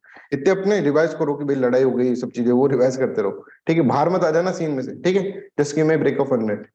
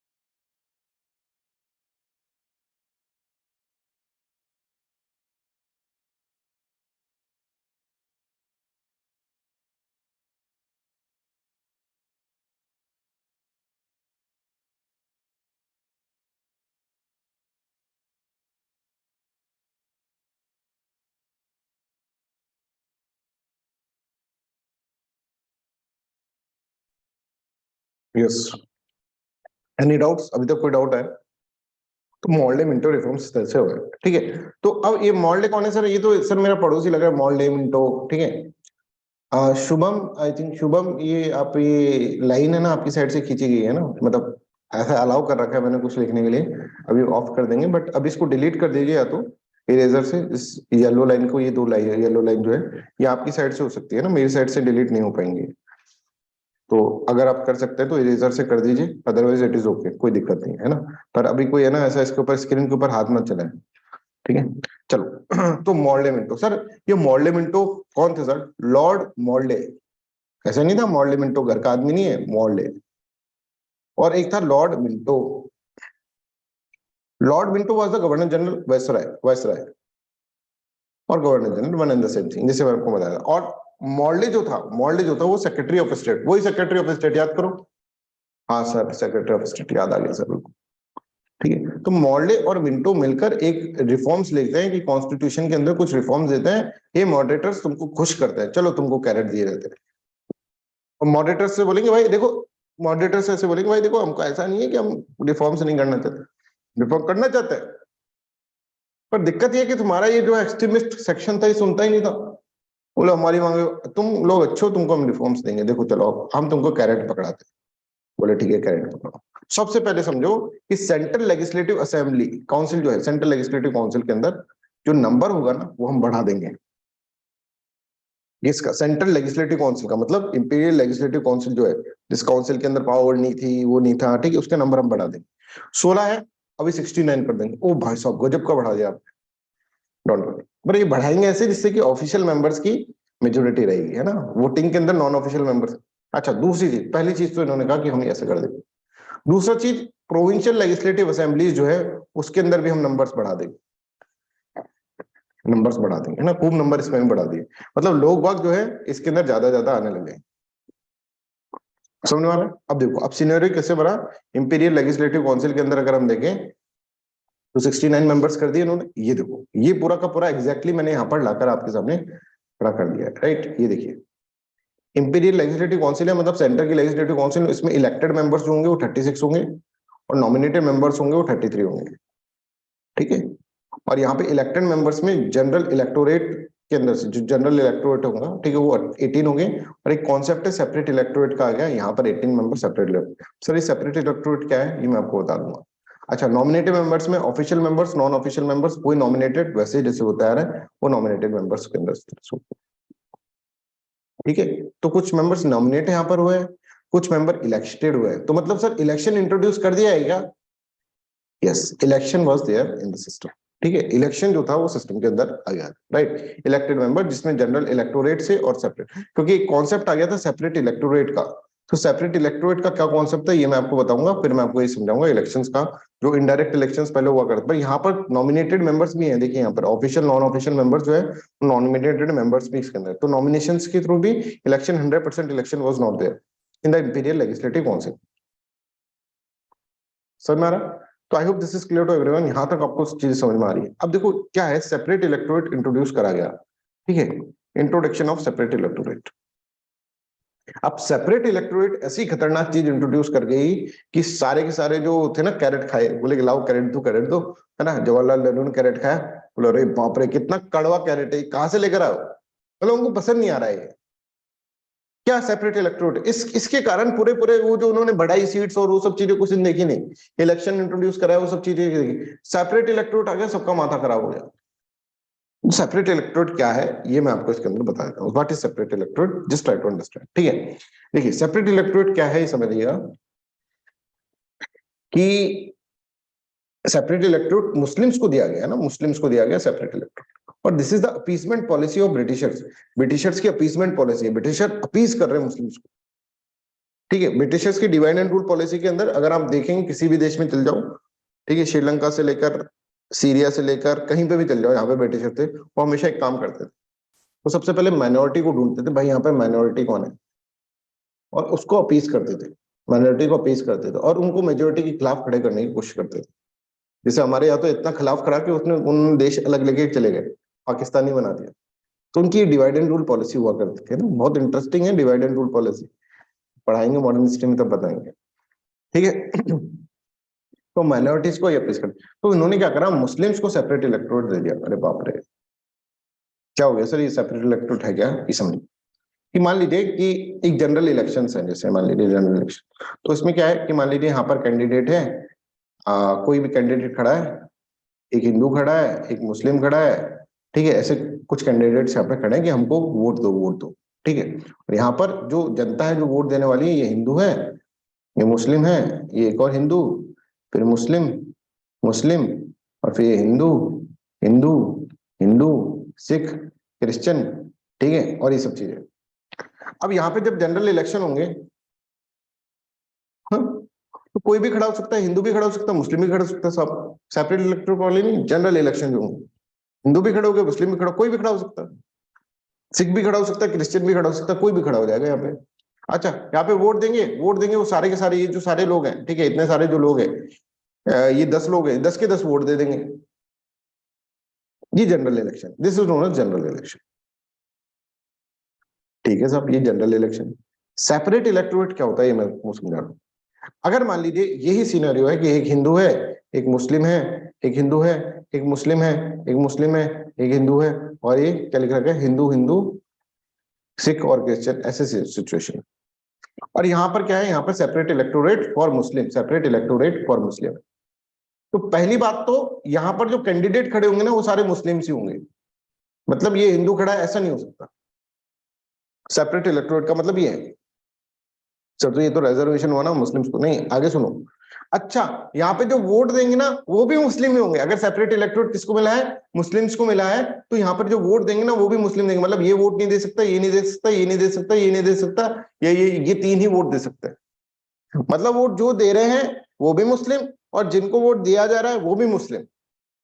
That is known as what, that is known as separate electorate. तो ये सेपरेट इलेक्टोरेट जब इंट्रोड्यूस करा गया, ठीक है, ब्रिटिशर्स के द्वारा, तो जो नेशनलिस्ट लोग थे उनका दिमाग खराब हो गया। बोले क्या तुम ये चाहते हो कि यहाँ पे कम्युनलिज्म फैले? भारत के अंदर एक तरह से तुम कम्युनल इलेक्ट मतलब इलेक्शन में भी कम्युनल कर रहे हो, तो ये क्या मतलब है? मतलब मुस्लिम ही ये लोग रह नहीं रहे क्या यहाँ पर, ये कॉन्स्टिट्यूंसी में ये लोग नहीं रह रहे? अभी जो हमारा इलेक्शन होता है उसमें सब लोग वोट दे सकते हैं, कोई भी खड़ा हो सकता है। सेपरेट इलेक्टोरेट में ऐसा नहीं था, सेपरेट इलेक्टोरेट में मुस्लिम ही खड़ा होगा और मुस्लिम ही वोट देगा, सेपरेट इलेक्टोरेट फॉर मुस्लिम के अंदर। तो जब सेपरेट इलेक्टोरेट फॉर मुस्लिम दिया गया, चीजों को समझो बच्चों, तो यहाँ पर हमारे जो नेशनलिस्ट रहेंगे तो कहेंगे ये तो देश तोड़ने की बात हो गई। यहाँ पे अब यहाँ पर इन लोगों को क्या फील हो गई, इन लोगों का क्या ये देश के नागरिक नहीं है? जब तुम सेपरेट इलेक्टोरेट दे रहे हो तो कम्युनल रिप्रेजेंटेशन एक तरह से हो रहा है, यहाँ पर एक तरह से कम्युनल रिप्रेजेंटेशन तुम कर रहे हो। और इस चीज को सबने बहुत अपोज करा, सभी ने। ठीक है, किसने क्या कहा वो तो भाई अगेन मॉडर्न हिस्ट्री का पार्ट है। तो देखिए, it introduce a system of communal representation for Muslims bye accepting the concept of the separate electorate. I hope separate electorate is clear, any doubt you can ask. Under this, the Muslim members were to be elected only by the Muslim voters. Oh my God! तो act जो होगा legalise कर देगा communalism, and lord Minto came to be known as father of the what, father of the communal electorate. तो बोला ये भैया, ये नया वाइसरॉय है अपना गवर्नर जनरल, ये भाई फादर है इसका कम्युनल इलेक्टोरेट का। और इसको क्या है, इसको सबने अपोज करा, सरदार पटेल से लेकर जवाहरलाल नेहरू से लेकर सभी लोगों ने, जो भी कांग्रेस के लोग थे मेन मेन लीडर, उन्होंने कहा कि ये तो भाई कम्युनलिज्म कर रहे हैं। अच्छा, बस सेपरेट इलेक्टोरेट ऐसा नहीं था कि सिर्फ और सिर्फ किसमें किसको दिया गया था, मुस्लिम्स को दिया गया था, नहीं। ये सेपरेट इलेक्टोरेट प्रेसिडेंसी कॉर्पोरेशंस को भी दिया गया था, चैम्बर ऑफ कॉमर्स को भी, यूनिवर्सिटीज को भी, जमींदार्स को भी, इन सबको दिया गया था। पर हाईलाइट क्या हुआ, ये वाली चीज हो जाती है। ठीक है, तो हमको ऐसा एक ओनली वर्ड होगा कि separate in 1909 separate electorate is provided only for the Muslim, गलत हो गया। समझ में आ रहा है? ओनली फॉर द मुस्लिम नहीं, मुस्लिम्स को भी दिया यूनिवर्सिटी पर, रिलीजन के बेसिस पे मुस्लिम को ही दिया गया था। बाद में जाकर ये सिख को भी दे देंगे, क्रिश्चियनिटी को भी दे देंगे, वो अलग बात। ठीक है, तो सेपरेट इलेक्टोरेट वाला सिस्टम यहां पर आ जाएगा। तो सबसे पहले आप ये समझिए, लेजिस्लेटिव काउंसिल्स के अंदर इलेक्शंस इंट्रोड्यूस करवा दिए गए। और इलेक्शंस ऐसा नहीं, इलेक्शन भी था और नॉमिनेटेड भी था। और अगर आप देखेंगे इस तरह का सिस्टम इसके अंदर करा गया। अब यहाँ पर देखो, एक बात समझना बिल्कुल, कि अब देखो ये लेजिस्लेटिव काउंसिल है तुम्हारी, है ना, ये सब नॉन ऑफिशियल मेंबर्स किसने नॉमिनेट करे, वो जो नॉमिनेशन 1892 से नॉमिनेशन हो रहा है ना, वैसा हुआ है ना। ऑफिशियल मेंबर्स तो बिल्कुल इनके ही है, ऑफिशियल मेंबर्स तो इनके ही है, ये तो इनके ही है पिट्ठू। अच्छा, सेपरेट जनरल इलेक्टोरेट के अंदर से, ठीक है, इलेक्शंस हुए, वो 18 लोग आ गए, ये 18 लोग आ गए। नॉन ऑफिशियल्स मेंबर जो है वो भी एक डायरेक्ट इलेक्शन तो करा नहीं रहे, ये भी एक तरह से क्या है, एक तरह से इन्हीं लोग के लोग हुए। और सेपरेट इलेक्टोरेट से बंदे हैं, ये भी इन्हीं के लोग हैं, ठीक है, क्योंकि सेपरेट इलेक्टोरेट वाले जो भी होंगे वो लॉयल ही रहेंगे ब्रिटिशर्स के, क्योंकि ब्रिटिशर्स ने सेपरेट इलेक्टोरेट प्रोवाइड करा है। तो आप देखेंगे लॉयल्स की जो थी वो संख्या ज्यादा है। और इससे अगर मान लो कोई वोटिंग होती है तो वोटिंग के अंदर भाई 18 लोग में से भी कई तो लॉयल होंगे ब्रिटिशर्स, तो इन्होंने इस तरह का सिस्टम मेंटेन करा, सीट तो बढ़ा देंगे पर उसका कोई फर्क नहीं पड़ेगा तुम्हारे, सीट बढ़ा देंगे पर उसकी चीज का कोई फर्क नहीं पड़ेगा। क्यों नहीं पड़ेगा फर्क? कि अगर भाई वोटिंग होती है तो वोटिंग में तो हमारा ही जीता जाएगा बंदा, ठीक है। इस तरह से इंपीरियल लेजिस्लेटिव काउंसिल के अंदर इस तरह की चीजें देखिए। आई hope this is clear, imperial legislative council का डायमेंशन क्लियर है? Any doubt you can ask मी। अच्छा, मैंने तुमको बताया था कि एक लंदन के अंदर इंडियन ऑफिस बनाया गया था, याद है? इंडियन ऑफिस बनाया, तब मैंने बताया था कि अफ्रीका का भी एक ऑफिस बनाया होगा, म्यांमार का, ऐसे ही इंडियन ऑफिस बनाया गया था 1858 एक्ट के अंदर, ऐसा बताया इंडियन ऑफिस, यहाँ पे सेक्रेटरी ऑफ स्टेट। तो इंडियन ऑफिस जो है ना, उसको लंदन के अंदर जो इंडियन ऑफिस था उसके अंदर 2 इंडियंस को भेजा गया। एक तरह से बोल रहे कि देखो इंडियन ऑफिस में भी, लंदन के इंडियन ऑफिस में भी इंडियंस है। एक थे सैयद हुसैन, एक ऑफिसर बना के, है ना, ऑफिसर्स, मतलब इनका भी अपॉइंटमेंट हो गया वहां, सैयद, अब ये नाम याद कर लेना, ठीक है, वापस ले। तो इंडियन ऑफिस के अंदर 2 लोग चले गए, 2 इंडियंस चले गए। ये पहली बार हो रहा है कि इंडियंस जा रहे हैं इंडियन ऑफिस के अंदर लंदन में, वहां पे फिर वो वर्क करेंगे। तो इंडियंस का पार्टिसिपेशन हो रहा है पहली बार इंडियन काउंसिल ऑफिस लंदन के अंदर। सैयद हुसैन बिलग्रामी, पॉइंट नंबर 1, और दूसरे केसी गुप्ता, केसी गुप्ता। ये 2 इंडियंस जो होंगे ना, ये इंडियन ऑफिस एट लंदन में जाकर काम करेंगे।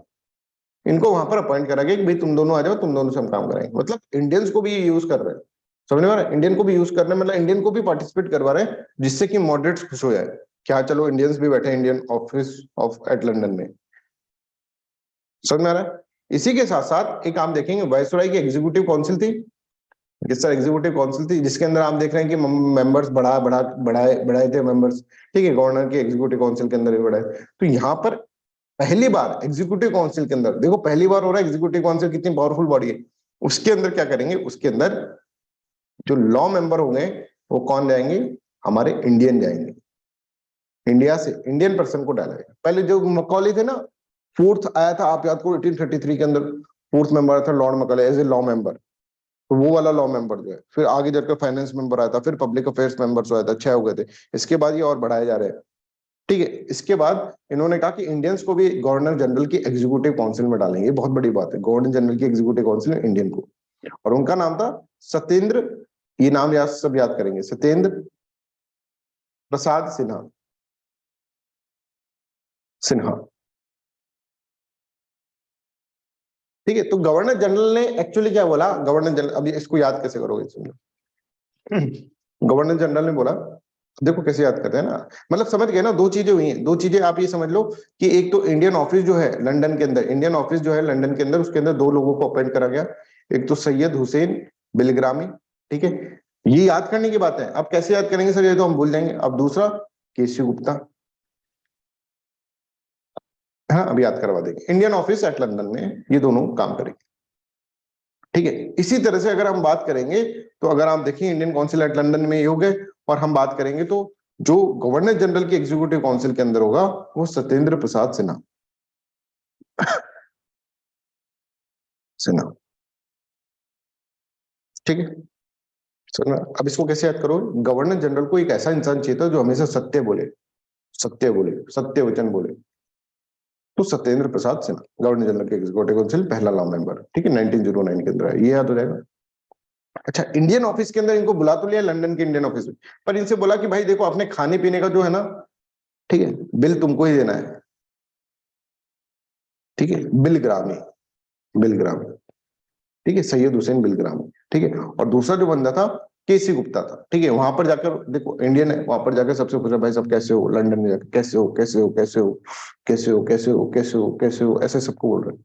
व्यवहारिक आदमी था केसी गुप्ता, कैसे केसी, ठीक है। और बिल खुद को देना भाई, ऑफिस में तुम ऐसे खाना वाना खाओ तो तुम बिल तुमको देना पड़ेगा, तो बिल ग्राम है ना, ये ऐसा कुछ हुआ नहीं है। अपन ने सिर्फ याद करने सैयद हुसैन बिलग्राम है और केसी गुप्ता, याद हो जाएगा। और गवर्नर जनरल को कौन चाहिए था, गवर्नर जनरल ऑफ इंडिया को सत्येंद्र प्रसाद सिन्हा चाहिए था। सत्य बोलने वाला, सत्य वचन भाई, वो ऐसे बोले हर जगह पे सत्य वचन ऐसे बोल देते। I hope this is clear. तो this is how you have to understand, ये चीज आपको अंडरस्टैंड करनी पड़ेगी कि आपको चीजें कॉन्सेप्चुअली भी याद करनी है और कुछ कुछ चीजें फैक्ट बनाकर भी याद करनी है। नहीं तो इसको बिलग्राम को यहाँ पे भेज दोगे, गवर्नर जनरल की एग्जीक्यूटिव काउंसिल को सत्य प्रसाद सिन्हा को लंदन भेज दोगे तुम, बता रहा हूं। तो आप देखें गवर्नर जनरल को चाहिए था सत्य बोलने वाला आदमी, तो सत्येंद्र प्रसाद सिन्हा। और इनको ऑफिस में गए, लंदन ऑफिस में, तो वहां पे कैसे हो कैसे हो कैसे हो केसी गुप्ता, ठीक है। और बिल तुमको ही पे करना है, लंदन में जाके थोड़ा ना बिल वो पे करें, बिलग्राम, ठीक है। ये अपन इसके अंदर तो हम इसको पढ़ लें एक बार। It provided for the first time for the association of Indians with executive council of the viceroy and the governors, Satyendra Prasad Sinha became the first Indian to join the viceroy's executive council. He was appointed as a law member, ठीक है। और फिर two Indians were inducted in Indian council office London के अंदर। एक तो सैयद हुसैन बिलग्रामी, भाई bill तुमको ही देना पड़ेगा, और वो जाके पूछ रहे कैसे हो कैसे हो कैसे हो किसी किसी किसी, राइट। तो I hope this is clear. तो यहाँ पे इस तरह से आप 1909 के अंदर अपने ये चीजें पढ़। Any doubts you can ask. अच्छा ये एक्ट पसंद आएगा सर, वो कैरेट पसंद आई क्या, जवाहरलाल नेहरू ने कैरेट खाई, सरदार पटेल से बोला भाई तू मत खा लेना बहुत कड़वी कैरेट है, बहुत कड़वी कैरेट है। बोले क्या हो गया, मैं तो खा के देखूं, उन्होंने खाई और बाप रे बहुत कड़वी कैरेट, मतलब उनको पसंद नहीं आई, चीजें उनको पसंद नहीं आई। इन लोगों ने बोला तुमने क्या समझ रखा हमको कम्युनल, सब कुछ भूल गए, कम्युनल वाले एंगल के ऊपर, सेपरेट इलेक्टोरेट के ऊपर ही सब लोग आपस में बन बने।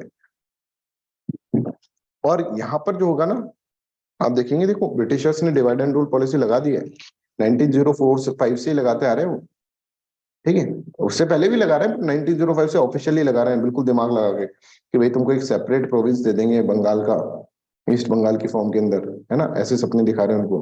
फिर 1907 में आप देखेंगे मुस्लिम लीग बन जाएगी। मुस्लिम लीग पहले प्रो ब्रिटिशर्स थी, फिर बाद में जाके थोड़ा सा एंटी ब्रिटिशर हो गई, फिर कम्युनल हो गई 1937 के बाद। तो इसका भी इवोल्यूशन अपन पढ़ेंगे, मुस्लिम लीग का किस तरह से इवोल्यूशन, ये सब चीजें ना बहुत इंपॉर्टेंटली आपको पढ़। आप देखें फिर 1907 के अंदर जब सूरत स्प्लिट हो गई, मॉडरेट्स और एक्सट्रीमिस्ट दूर दूर हो गए, बिछड़ गए, ठीक है। और इन्होंने लात घुसे चला दी एक दूसरे के ऊपर, तो सिस्टम बिगड़ेगा। तो फिर Britishers divide and rule policy, तो इस तरह से है। और उन्होंने सोचा कि मॉडरेट खुश होगा भाई, मुगनबो खुश हुआ, ठीक है, इस तरह से मॉडरेट खुश हुआ, पर मॉडरेट खुश हुआ ही नहीं। मॉडरेट वो सेपरेट इलेक्टोरेट को लेकर बैठ गया, और इतना दुखी हुआ मॉडरेट, और चीजों के अंदर इतनी ज्यादा चेंज होगी 1909 के बाद, तो पूरे वर्ल्ड के अंदर इतनी सारी चीजें चेंज होंगी और भारत के अंदर भी चेंज होगी कि यहाँ पर आप देखोगे कि ठीक 10 साल बाद ही, ऐसा पहली बार हुआ था कि 10 साल बाद ही एक और एक्ट लेकर आना पड़ेगा, 1919 का एक्ट। चीजें बहुत बदल गई 10 साल के अंदर, चीजें बहुत परिवर्तन हो गया। बीच में देखो एक वर्ल्ड वार भी हो गया,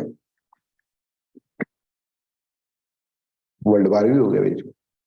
तो ये देखो कि इसके अंदर जो होगा पीछे, अगर हम देखेंगे तो बहुत सारा, और पूरी पॉलिटिक्स के अंदर चेंज हो गई। जो भाई बिछड़े थे ना 1905 में कि आप मेरे को शक्ल में दिखाना तो एक्सट्रीमिस्ट, तो इसको निकालो एक्सट्रीमिस्ट को बाहर, मैं नहीं रहूंगा इस घर में अगर एक्सट्रीमिस्ट रहेगा तो, ऐसे जो बातें हुई थी ना 1907 के अंदर।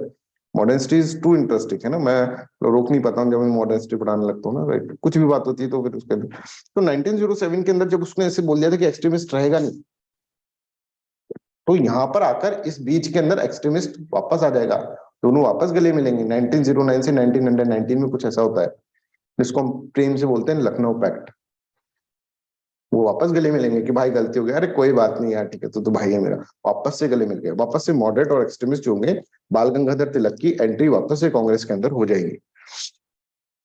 क्यों? क्योंकि जिसकी जूता मारा था ना उसकी डेथ हो गई थी, उसके बाद ही लखनऊ पैक्ट साइन हुआ था। ये भी इंटरेस्टिंग चीज है। Firoz Shah Mehta was very very, मतलब जो थे ना बहुत ही अडिग टाइप के जो लोग होते हैं, वैसे मॉडरेट थे पर अडिग थे। नहीं आने देना है तो नहीं आने देना है, जूता मैंने खाया है। तो जब फिरोज शाह मेहता की डेथ हो गई थी, उसके बाद बाल गंगाधर तिलक की एंट्री हुई थी इंडियन नेशनल कांग्रेस के अंदर। फिर जाके होम रूल लीग और ये सब चीजें, चलो वो मॉडर्न स्टेज होता है, right. I hope this is clear. तो इंडियन काउंसिल एक्ट 1919 पढ़ेंगे तो यहाँ पे कुछ चीजें हो गई। एक तो क्या हो गया था, वर्ल्ड वॉर फर्स्ट हो गया था। अब सर वर्ल्ड वॉर फर्स्ट होने से क्या हो गया, ब्रिटिशर्स लड़ रहे थे और ब्रिटिशर्स को हेल्प चाहिए थी किसकी, इंडियंस की। तो भाई इतना बड़ा युद्ध है, इंडियंस की मदद चाहिए होगी। अब इंडियंस की मदद मतलब इंडियन की लीडर जो है ना वो इनके साथ हो, ये चाहते थे ब्रिटिशर कि भाई अभी अभी हमारा साथ दे दो। ब्रिटिशर आके बोलते हैं, वो जवाहरलाल नेहरू, वो भाई ये सब चीजें, ये सब लोग कि भाई अभी हमारा साथ दे दो, पटेल साहब, है ना, ये सब चीजें हमारे साथ दे दो, हम है ना बाद में तुमको कॉन्स्टिट्यूशनल रिफॉर्म लेकर आ देंगे। पक्का। युद्ध खत्म होते अगले दिन कॉन्स्टिट्यूशनल रिफॉर्म। बोले ठीक है चलो। इंडियन लीडर्स ने भी साथ दे दिया था ब्रिटिशर्स का उस वक्त कि हाँ ठीक है वर्ल्ड वार चल रहा है, और इंडिया के अंदर से इनको सोल्जर्स चाहिए थे, बहुत सारे लोग चाहिए थे, ठीक है, जो कि यहाँ पर जाके लड़ेंगे, राइट। जो है वर्ल्ड वार के अंदर लड़ेंगे, राइट। दूसरा इनको क्या चाहिए था, इनको बहुत सारा पैसा भी चाहिए था, रिसोर्सेज भी चाहिए था। तो बिना अगर इंडियन लीडर्स खफा होते तो कोई दिक्कत होती, ऑब्स्टिकल्स क्रिएट होते हैं ना। वैसे तो कुछ ज्यादा कर नहीं सकते थे, पर फिर भी ऑब्स्टिकल तो क्रिएट कर ही सकते थे। तो यहाँ पर एक वादा करा इन्होंने कि भाई हम वादा करते हैं कि हम तुम्हें क्या करेंगे, हम तुम्हें एक और गाजर देंगे, अभी हमारा सपोर्ट कर दो, हम तुम्हें एक और गाजर देंगे। बोले पहली वाली गाजर भाई तूने इतनी खराब दी थी, तू रहने दे। बोले नहीं, इस बार की मीठी गाजर होगी, कोई टेंशन नहीं है। दूसरी चीज जो थी ना ब्रिटिशर्स, तो यहाँ पर इस तरह दूसरी चीज ये थी कि एक्सट्रीमिस्ट जो थे ना वो वापस आ गए थे, और मॉडरेट्स जो थे वो भाई भाई बन गए थे वापस। तो ब्रिटिशर के लिए ये भी चैलेंजिंग हो गया था कि ये वापस से जुड़ गए, है ना। अब ये जुड़ गए और इसके अंदर लखनऊ पैक्ट एक साइन हुआ था, लखनऊ पैक्ट, है ना। उसके अंदर अब ये बहुत बड़ी कहानी है इसके अंदर। इसके साथ साथ आप देखेंगे हिंदू और मुस्लिम्स भी आपस में जुड़ जाएंगे। जो 1907 के अंदर जो मुस्लिम लीग थी उसके अंदर बहुत सारे जो यंग लोग आएंगे, यंग इंटेलेक्चुअल लोग आएंगे, और वो भी सोचेंगे कि हमको मिलकर अंग्रेजों के खिलाफ लड़ना चाहिए। तो यहाँ पर आप देखेंगे मुस्लिम लीग और हिंदू जो थे, हिंदू और मुस्लिम, तो लखनऊ पैक्ट, और बहुत सारी चीजें होने लगी थी। जैसे आप देखेंगे बाल गंगाधर तिलक जो थे और एनी बेसेंट है ना। अब ये अगेन मॉडर्न हिस्ट्री का पार्ट है, पर इन्होंने होम रूल लीग स्टार्ट कर दी थी, तो मोबिलाइजेशन चल रहा था बहुत सारे लोगों को। तो इनको लगा कि भाई ये गड़बड़ हो गई, अब तो कुछ ना कुछ करके इनको देना पड़े। जैसे ही वर्ल्ड वार खत्म होता है, ठीक है, तो ये बात करने लग जाते हैं कि भाई हम तुमको रिफॉर्म्स देंगे, ठीक है। तो ये जो है कहानी वो किसके पीछे की है, हाँ गांधी जी पे आ गए थे इंडिया के अंदर, राइट, सही बात है बिल्कुल। तो यहाँ पर चीजें है ना इनके हाथों से खिसक रही थी, और ये सब क्यों हो रहा था, क्योंकि वो दिमाग नहीं लगा पा रहे थे इधर। क्यों नहीं लगा पा रहे थे, क्योंकि उधर लड़ाई हो रही थी, किधर, वर्ल्ड के ऊपर बड़ी लड़ाई हो रही है। तो ये यहाँ पर दिमाग नहीं लगा पा, वो वहां पर बिजी है। समझ में आ रहा है। तो ये इसका बैकग्राउंड है 1919 के एक्ट का। तो 90, अब तुमसे कोई पूछे कि साहब अगर मान लीजिए ऐसा कोई क्वेश्चन आया था, बहुत अच्छा क्वेश्चन बनेगा अगर बने तो ये यूपीएससी के अंदर, 1909 के बाद ऐसा क्या हुआ कि 10 साल के बाद ही 1919 के अंदर इनको इंडियन काउंसिल एक्ट लेकर आना पड़ गया। तो ये बीच की जो कहानी होगी ना, इसके बीच का जो कहानी है वो सब कुछ आपको लिखना पड़ेगा। World war first, plus Hindu, plus home rule league, ठीक है, प्लस मुस्लिम लखनऊ पैक्ट, ये सब चीज, और भी बहुत सारी चीजें, बट अभी तक मॉडर्न हिस्ट्री के अंदर वो सब चीजें बढ़ी। पहली बार हुआ ना ऐसा कि भाई 10 साल के बाद ही कॉन्स्टिट्यूशनल रिफॉर्म हो गया। आज तक हुआ कभी? 1773 का है, उसके बाद आया 1784 के अंदर, है ना, है ना। 1784 के बाद आया फिर 1813 के अंदर, 1791 के अंदर, सॉरी, ठीक है। 1791 के बाद फिर 1813 के अंदर आया, फिर 1833 के अंदर आया। सर 10 साल से तो हर एक का ज्यादा ही। 1833 से बाद फिर आप देखेंगे 1853 में आया। फिर गवर्नमेंट ऑफ इंडिया एक्ट, तो भाई वो सर्कमस्टांसेस अलग है, ठीक है। तो 1853 से 1850 वो गवर्नमेंट ऑफ इंडिया एक्ट है। कोई ऐसा नहीं है कि भाई जो हर वक्त कॉन्स्टिट्यूशनल रिफॉर्म नहीं है, वो गवर्नमेंट ऑफ इंडिया एक्ट है, वो तो चीजें चेंज हो गई, ठीक है। 1858 के बाद आप देखेंगे 1861 के अंदर आया, है ना। और 1861 के अंदर भी वही चीजें थी कि भाई म्यूटिनी हो गई थी, सिपाही म्यूटिनी, तो हम कॉन्स्टिट्यूशनल रिफॉर्म्स, तो वो तो एक एक्स्ट्राऑर्डिनरी सिचुएशन। फिर इसके बाद अगर हम देखें 1861 के बाद फिर आया अपना 1891 92 के अंदर, जो अभी अपन ने पढ़ा है। फिर 1892 के बाद आया अपना 1909 के अंदर, जो अभी अपन ने पढ़ा है। 1900 के बाद फिर भाई 10 साल ही हुए इतने में ये ले गया, क्योंकि इसमें बीच में बहुत सारी चीजें से हो, ठीक है। तो यहाँ पर देखेंगे इसका बैकग्राउंड अगर हम देखें तो world war first, Lucknow pact, ठीक है। वर्ल्ड वॉर फर्स्ट जो है, Britishers need man and material from the Indian leaders in India and promises them a better and responsible government after war, कि वार जो होगा ना उसके बाद हम तुमको सही कर देंगे, मतलब अच्छी, अभी हमारा सपोर्ट कर दो, अभी हम दिक्कत में है। अभी जितना अच्छा सपोर्ट करोगे उतना अच्छा रिफॉर्म करेंगे। Home rule league movement and Lucknow pact also pressurise the government bring some reforms, कुछ रिफॉर्म्स ये लेकर आए। इसके साथ साथ और भी चीजें थी, जैसे आप देखेंगे रॉलेट एक्ट आ गया था, लोग परेशान थे, जलियांवाला बाग लोग परेशान थे, समझ में आ रहा है। हाँ, तो उनको सबको सर्टिफ मॉडरेट्स भी गुस्सा हो गए थे इनसे कि भाई हम एक्सट्रीमिस्ट जो है वो, ठीक है, वो भी आ गए, राइट। तो ये सब चीजें जब हुआ तो इसके अंदर यहाँ पर, और यहाँ पे बोला गया ठीक है हम उनको कुछ कॉन्स्टिट्यूशनल रिफॉर्म देते हैं। तो अब हम पढ़ रहे हैं provisions of Indian council act 1919 का क्या क्या प्रोविजंस था, ये हम इसके अंदर पढ़ रहे हैं, right. I hope this is clear. जल्दी से बताओ ये क्लियर है क्या? एक दो प्रोविजन पढ़ेंगे बिकॉज फिर ज्यादा हो जाएगा नहीं तो आप लोगों के लिए आज के लिए, ठीक है। पर ये देखो, ये मैं बता रहा हूँ this is the most typical, और सबको वापस, क्योंकि हर क्लास के अंदर मेरे को बोलना है, ये मैंने सोच रखा है 25th को, बार बार मैं तुम्हारे दिमाग में डाल रहा हूँ, 25th को टेस्ट है भाई, प्रिपरेशन करना, रिविजन करना है, ठीक है, अच्छे मार्क्स लाना। देखो पहला टेस्ट ही अच्छा देंगे तो अच्छी चीज होगी, फिर उसमें कॉन्फिडेंस लेवल अलग ही लेवल का हो जाएगा, ठीक है यार हमारा अच्छा नंबर आ रहा है। और क्वेश्चंस में इतने इजी नहीं दूंगा जितने कि दिए जाते हैं, ठीक है, बहुत हार्ड क्वेश्चंस बनाएंगे, ठीक है। तुमको मतलब थोड़ा रिलैक्स में डालना ही नहीं है, ठीक है, यहाँ से लेकर अप्रैल मई तक तुमको रिलैक्स के अंदर, रिलैक्स मोड में डालना ही नहीं है, ठीक है। तो फिर उसके अंदर ऐसे समझ लो कि बहुत रिविजन, हाँ आएगा वही सब चीजें, क्योंकि उसके अलावा चीज है भी नहीं, जो मैं पढ़ा रहा हूँ वही आएगा, उसके अलावा चीजें है भी नहीं, ठीक है। तो यहाँ पर क्या जो जो चीज होगी ना, यहाँ पर जो चीज होगी, अब चलो ये काम करते हैं, शाम को ही पढ़ते हैं, क्योंकि फिर एक पॉइंट भी स्टार्ट करेंगे तो बहुत लंबा हो जाएगा वो, राइट। तो शाम को 1919 का कर देंगे एक्ट खत्म, 1935 एक्ट खत्म कर देंगे, और कोशिश करेंगे कि हम मेकिंग ऑफ कॉन्स्टिट्यूशन, मतलब थोड़ा सा और इसके अंदर चीजें पढ़नी है, वो चीजें पढ़ के उसको खत्म कर देंगे, ठीक है। तो provision of Indian council act जो है वो कल पढ़ते हैं अपन, ठीक है, क्योंकि मुझे ऐसा लगता है कि भाई कहीं तुम्हारे दिमाग के अंदर ज्यादा वैसा ना हो जाए कि सर बहुत ज्यादा पढ़ा दिया है इस तरह का, है ना, तो वो चीज भी देखनी पड़ती है, सब चीज एक साथ नहीं पढ़ सकते, पर पढ़ाते हैं अपन तो बिल्कुल उसके अंदर आप देखेंगे कि ज्यादा तुम्हारे दिमाग के ऊपर प्रेशर आता नहीं है, आपको पता भी नहीं है आप 1.5 घंटे पढ़ लिए अभी, है ना। तो वैसे बैठ के पढ़ते तो बहुत प्रॉब्लम हो जाता है ना, हंसी खुशी के अंदर अपन बहुत सारे कॉन्सेप्ट, टिपिकल कॉन्सेप्ट सीख सकते हैं, ठीक है। चलिए, तो that's all for today's class. Any doubt you can ask me, anyone has any doubt you can ask me, ठीक है। तो कल अपन आज शाम को 8 बजे एग्जैक्ट, देखो एग्जैक्ट आ जाया करो 8 PM पर, है ना। मैं एक्चुअल में आ जाता हूँ 8 पे, मैं आज भी आ गया था 8 AM पर मैंने 5 मिनट तक इसलिए वेट करा क्योंकि यहाँ पे कुछ बच्चे ही नहीं थे, ठीक है, 4-5 बच्चे आए थे उस वक्त, सभी एग्जैक्ट आ जाएंगे तो अपन अच्छे से कर पाएंगे, ठीक है। So that's all for today's class, thank you so much, bye bye, take care and have a nice day. अच्छा, आज इंडियन एक्सप्रेस की क्लास भी होगी, आज अपना ये जो 1.5 ईयर के करंट अफेयर्स की, क्योंकि बैच स्टार्ट करा ना तो एकदम से स्टार्ट करते हैं ना, तो ओवरलोड मैं भी ना हो जाऊं, है ना, इस तरह से, या फिर एकदम से चेंज होता है तो चेंज को एक्सेप्ट करने में थोड़ा टाइम लगता है, तो उसके अंदर में प्लस घर में भी थोड़ा सा पर्सनल प्रॉब्लम्स था, ठीक है, तो उसके कारण हम इंडियन एक्सप्रेस नहीं लेकर आ पा रहे थे। तो आज से फिर वापस से सब कुछ कंटिन्यू रहेगा, ठीक है। चलिए, तो that's all for today's class, thank you so much, bye bye, take care and have a nice day.